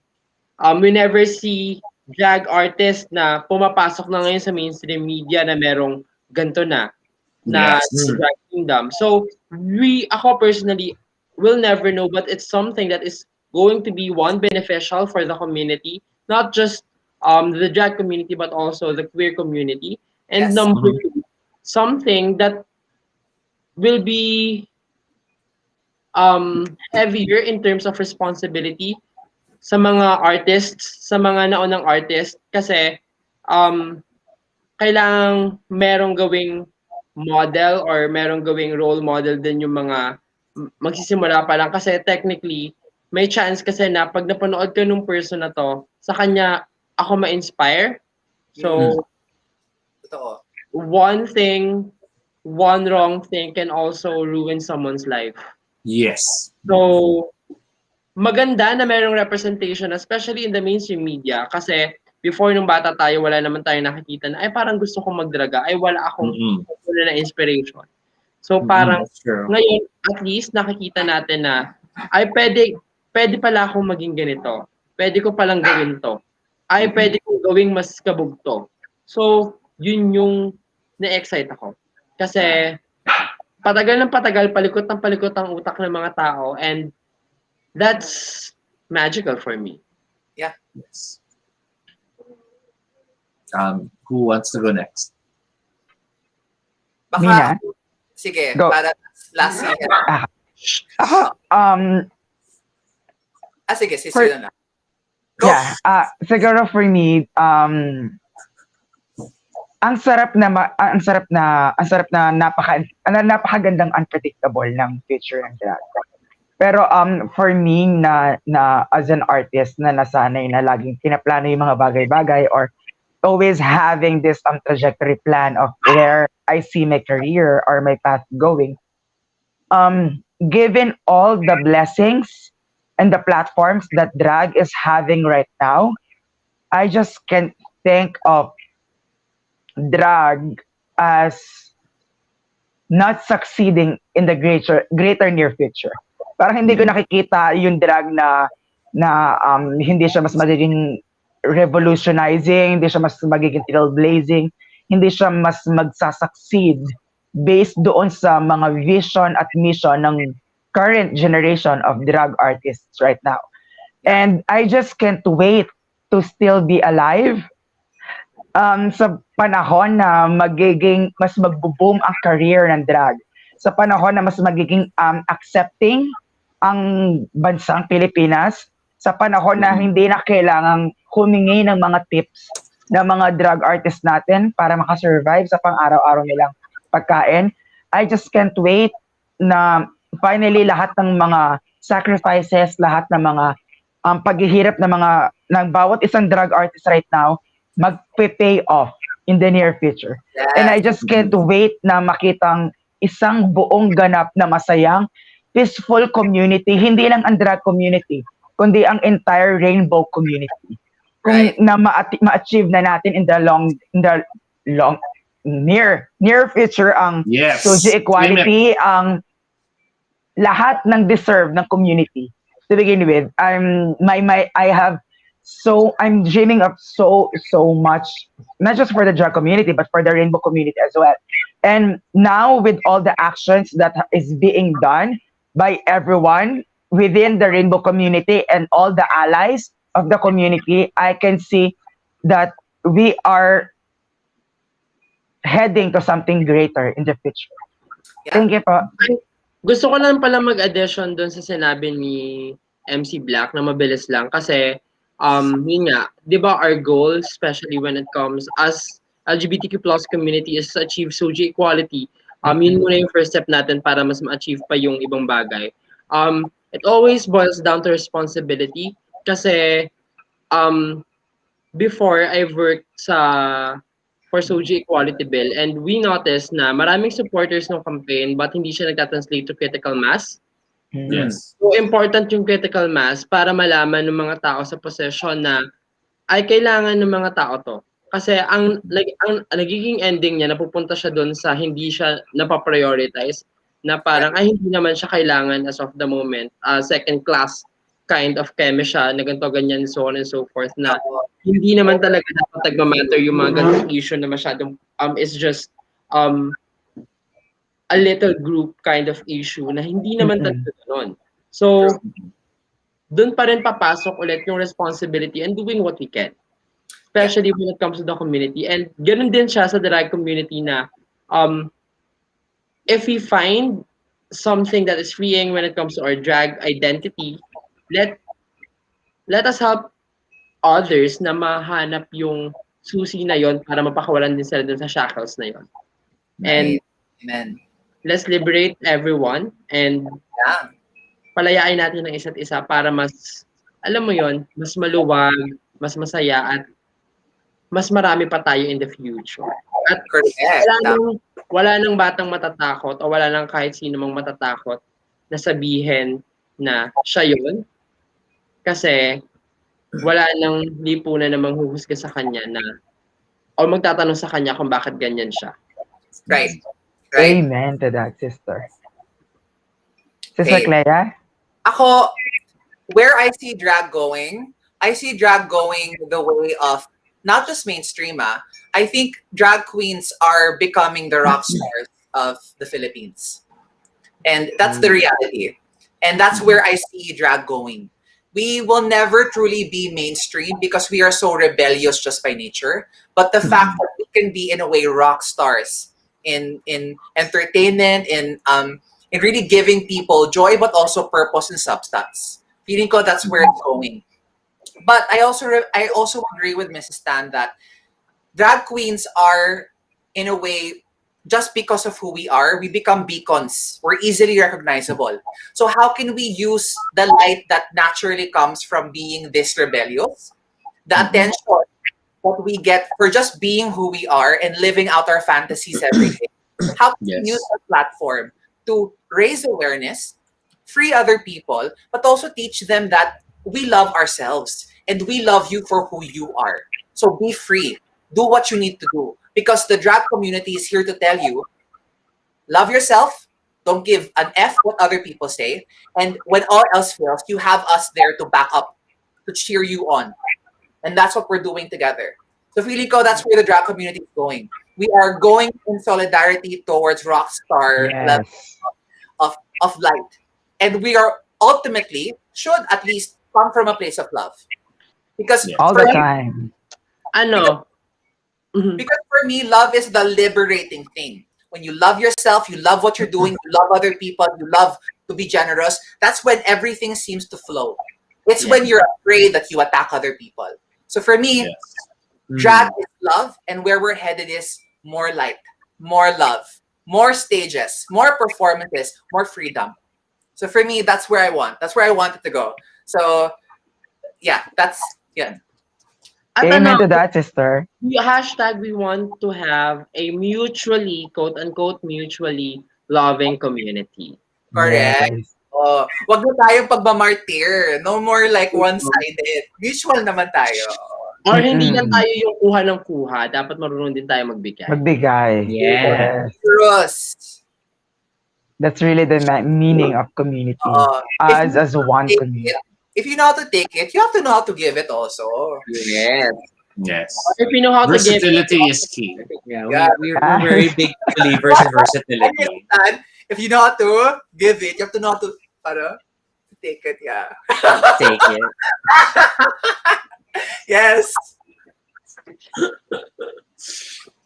So Rocky, any last words? I think because we have been talking beautifully, and admittedly, it's been such a stimulating conversation. Yeah. But we admittedly have been doing this for more than 3 hours now. We're approaching Snyder cut levels of duration. So malapit na natin labanan ang Justice League Snyder Cut. In terms of length, but that's fine. And for some of the viewers who did just join in, know that this will be a saved file. Yeah. So you can watch this again on YouTube, and don't feel like you missed the show. You can still catch up and watch it again. Because I feel like I feel like we have to go over this again at a future date, because there was such wonderful insights about many things, and I think the future of drag is very bright indeed if wonderful personalities like you are taking that step forward to give back to the community and to help all of these new drag queens, even if it's just starting with 10 for this first batch. You are literally changing lives with this program. That's how I feel about it, because teaching is ultimately it's a vocation, as is often said. Teaching is a vocation, it's a calling, and super kudos to all of you for offering your time and your effort for this, and I really hope for your success. And I know that's why like when I was saying earlier, when we first found out about it, it was not a question of whether we were going to support. It's just what can we do, and what else can How we much do? can we without getting into our own, Yeah. getting ourselves into trouble also. Kasi syempre, it's still the pandemic. So Yeah. we all have to be Yeah. realistic Thank about you so how far we can much. go. And that's also why we wanted to do this episode as another way to like help support this movement, get the word out, and We might not get as big a following of viewers as other shows, but at least it's saved, and then it can be reshared. Allow others to explore it, to encounter it. Yeah, and as just as I said nga po kanina, this is the very first time. This is actually parang ito na yung press release ng Drag Academy PH kasi up to now hindi pa rin fully revealed lahat ng mga teachers.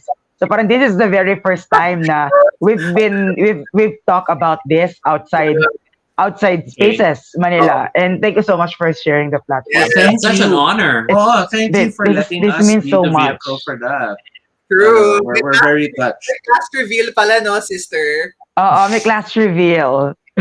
Siguro mga next week yan. Na-reveal na si Precious Paula Nicole. So, 2 more. Sino kaya ang dalawang nakaka-excite na pictures pa ng Drag Academy PH? Stay tuned on that. So I guess we can go on to closing. Yeah. So that admittedly it's 12:30. So hello Saturday, Sabado na. And I'm sure Just for closing remarks, would you have any last few messages or words that you'd like to share For Drag one- Academy, yeah. whether it's Drag Academy, whether it's just a personal message you'd like to Or impart, promotion. Oh, anything. Socials, things to promote, Yeah, all these that's things. fine. Go, partner. So you can just follow me on Instagram at ECYMRSK, and the same as Stan. That's across all social media platforms. Actually, just type facebook.com/, twitter.com/ or instagram.com/ Hey Mrs. Stan. We're going to be releasing new content soon. You've got new shoots out there that's going to be released very, very soon. So please stand by. Again, please watch my other shows as well. Thank you very much again, Baduy Pride, for inviting us. Also, thank you very much din sa Drag Academy PH kasi hindi lamang ito ang program pa ng Spaces Manila, di ba? So, every other Tuesday, meron kaming Love, Sex, and Drags, of course, with Yes. partner Black and Eva Queen, and every Saturday, mamaya ng gabi. Saturday na po. Diba? Tapos, every Sunday, abangan nyo ako sa Antutan. Tsaka bago mag Queen's Night, abangan nyo rin ang My Sparkle Guru. Yeah. That's MSG Yes. sa Facebook page ng Sparkle Cosmetics. At abangan nyo ang LA Queens. Nagla-live kami ng weekdays. Love it. Yun lang Yeah. po. Miss Clea. Okay. Thank you. Thank you. So, please follow Spaces MNL and Flourish by Love Yourself. Those are the two platforms that we have shows every Wednesday. Every other Wednesday, we have Flourish Hour. I hosted it, a show about mental health and wellness. And we have guests over to talk about different issues or tackling concepts or situations that deal with well-being. And then every other Wednesday, we also have Her Story. History. My sister, headmistress MC BLCK, and Brigading, cornerstone artist Brigading. So there we interview drag legends, queens of all types. That's what we do on the show, and we get to know the history behind the queen. And then follow. You can follow me at I am CLEA TORRES. On Instagram. It's just a starting Instagram account. So yeah, you can follow me there. You can see. And please follow Love Yourself, incorporated Facebook page, Twitter, and Instagram. Follow Spaces MNL on all platforms, all social media platforms as well. And follow Flourish by Love Yourself. Because those are the platforms for advocacy that we are all part of and participate in. So yun. Yan lang. Love it. Thank you. Yay! Our advocacy queen. And then you can catch me on most on some of Spaces Manila's show. Every other Tuesdays, that's LSD. Every other Wednesdays, that's History. And then every once a month of every Saturdays, that's Queen's Night. And aside from that, I will be streaming very soon on Kumu my own personal content. It's gonna be it's still on the works, but it's gonna be called, it's gonna be called MC. It's Mind Culture. So there, nice. I will be inviting different people from different walks of life, and then we will be talking about different personal cultures. So That's from awesome. any cultures na may isip ninyo, yun yung itatackle ko. I'm just I don't know, I'm just really fascinated with stories of different persons, and I guess that's the very, very perfect content for me there in Kumu. And you can follow me on my growing TikTok account. That's Queen MC BLCK. Also in Instagram, it's Queen MC BLCK. My Kumu is LYGXMC Black. That's BLACK. Facebook is LYG Carillo. Also, my Facebook page is that. And of course, stay tuned for the further announcements of Drag Academy PH, the very first Drag Academy for all aspiring young drag artists of this generation. And thank you so much again, Baduy Pride, for sharing this platform with us, and to all potential sponsors or partners. You may directly message me via Facebook so that I can send you the sponsorship letter and sponsorship deck. Yun po, thank you so much. Thank you so much for this. Yay! So, speaking as Baduy Pride, we are committing to helping and supporting Drag Academy PH. We will be Thank you so much. sponsoring to some degree. We'll leave the numbers out of the discussion. Yeah. Only because, but we do encourage any of you who are out there who might be interested in doing so as well. Please, please, please do help out. It's always awesome to get more support. And admittedly, we believe in the vision that I don't. What's the collective term? Syempre, nawala na ako. The group. The black group. The black The society. Black movement. The black movement. no. I was Black thinking group. Black Panthers. I was thinking ano? black mates for some reason. This is cool. Sinadjust mo na Black kasi. Ang ganda ng blackmates, Oh wow, a long comment just now. Oh my gosh, wait, we have a comment from Aquino Paul Paul Jacob. Jacob. Drag is very giving and painstaking profession because queens are giving all of themselves, their time, effort, creativity, artistry, sweat, and tears, wholeheartedly without hesitations and doubts that the results will be rewarded due to people's support, acknowledgement, and appreciation. Wow, that is a great note to end this episode on. Yes. So we're very grateful to have had you on our show. We will support in any way we can, and we wish you the best. We hope this isn't the last time we'll have you on the show. Yes, it was a of course. pleasure. And I actually would dare say we would love to eventually even feature some of the Drag Academy graduates. Of Yes, course. please. Yes, Diba? please. So we can also learn of their journeys and Yeah. share their experiences, and that I feel would be awesome to help them at least also And Sir reach out Toby, further. When you have 4 queens, you'll have 4 hours. Yes. Well, I'm sorry, but when you're with me and Rocky, we can go all night. Oh, Hi, I'm talking about the show. Yeah, you are, I'm sure. that's actually very good. Nice. It's so cute. I like that. Ang cute piano.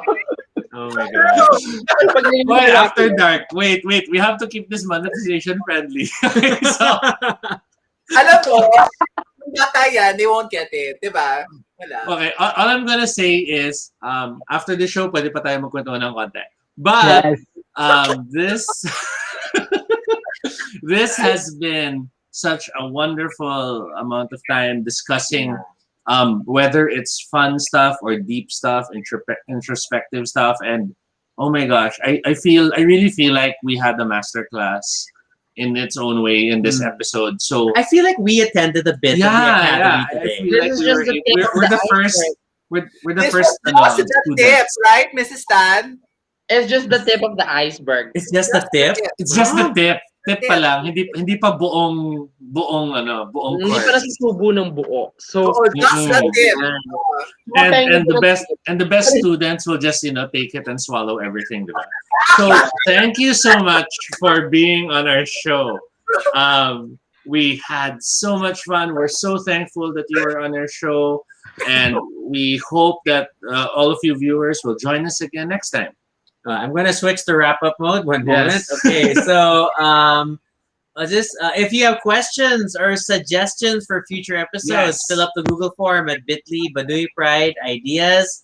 You can follow us on Twitter, Altobi No Shade, RG Sunico. I'm not that active on Twitter though, so better siya. You should also check out our blog, baduypride.com, for all the previous episodes and stuff about us. Mind you, that's 160 episodes. And feel free to continue the conversation in the comments below. If you have more questions about the Drag Academy, you can get in touch with any of these lovely instructors and the others soon to be revealed. And be sure to subscribe for notifications, whether on Facebook or YouTube, so you don't miss our next live stream. Once again, I'm Rocky. And I'm Toby. And this is Baduy Pride. Good night, everyone. Thank you.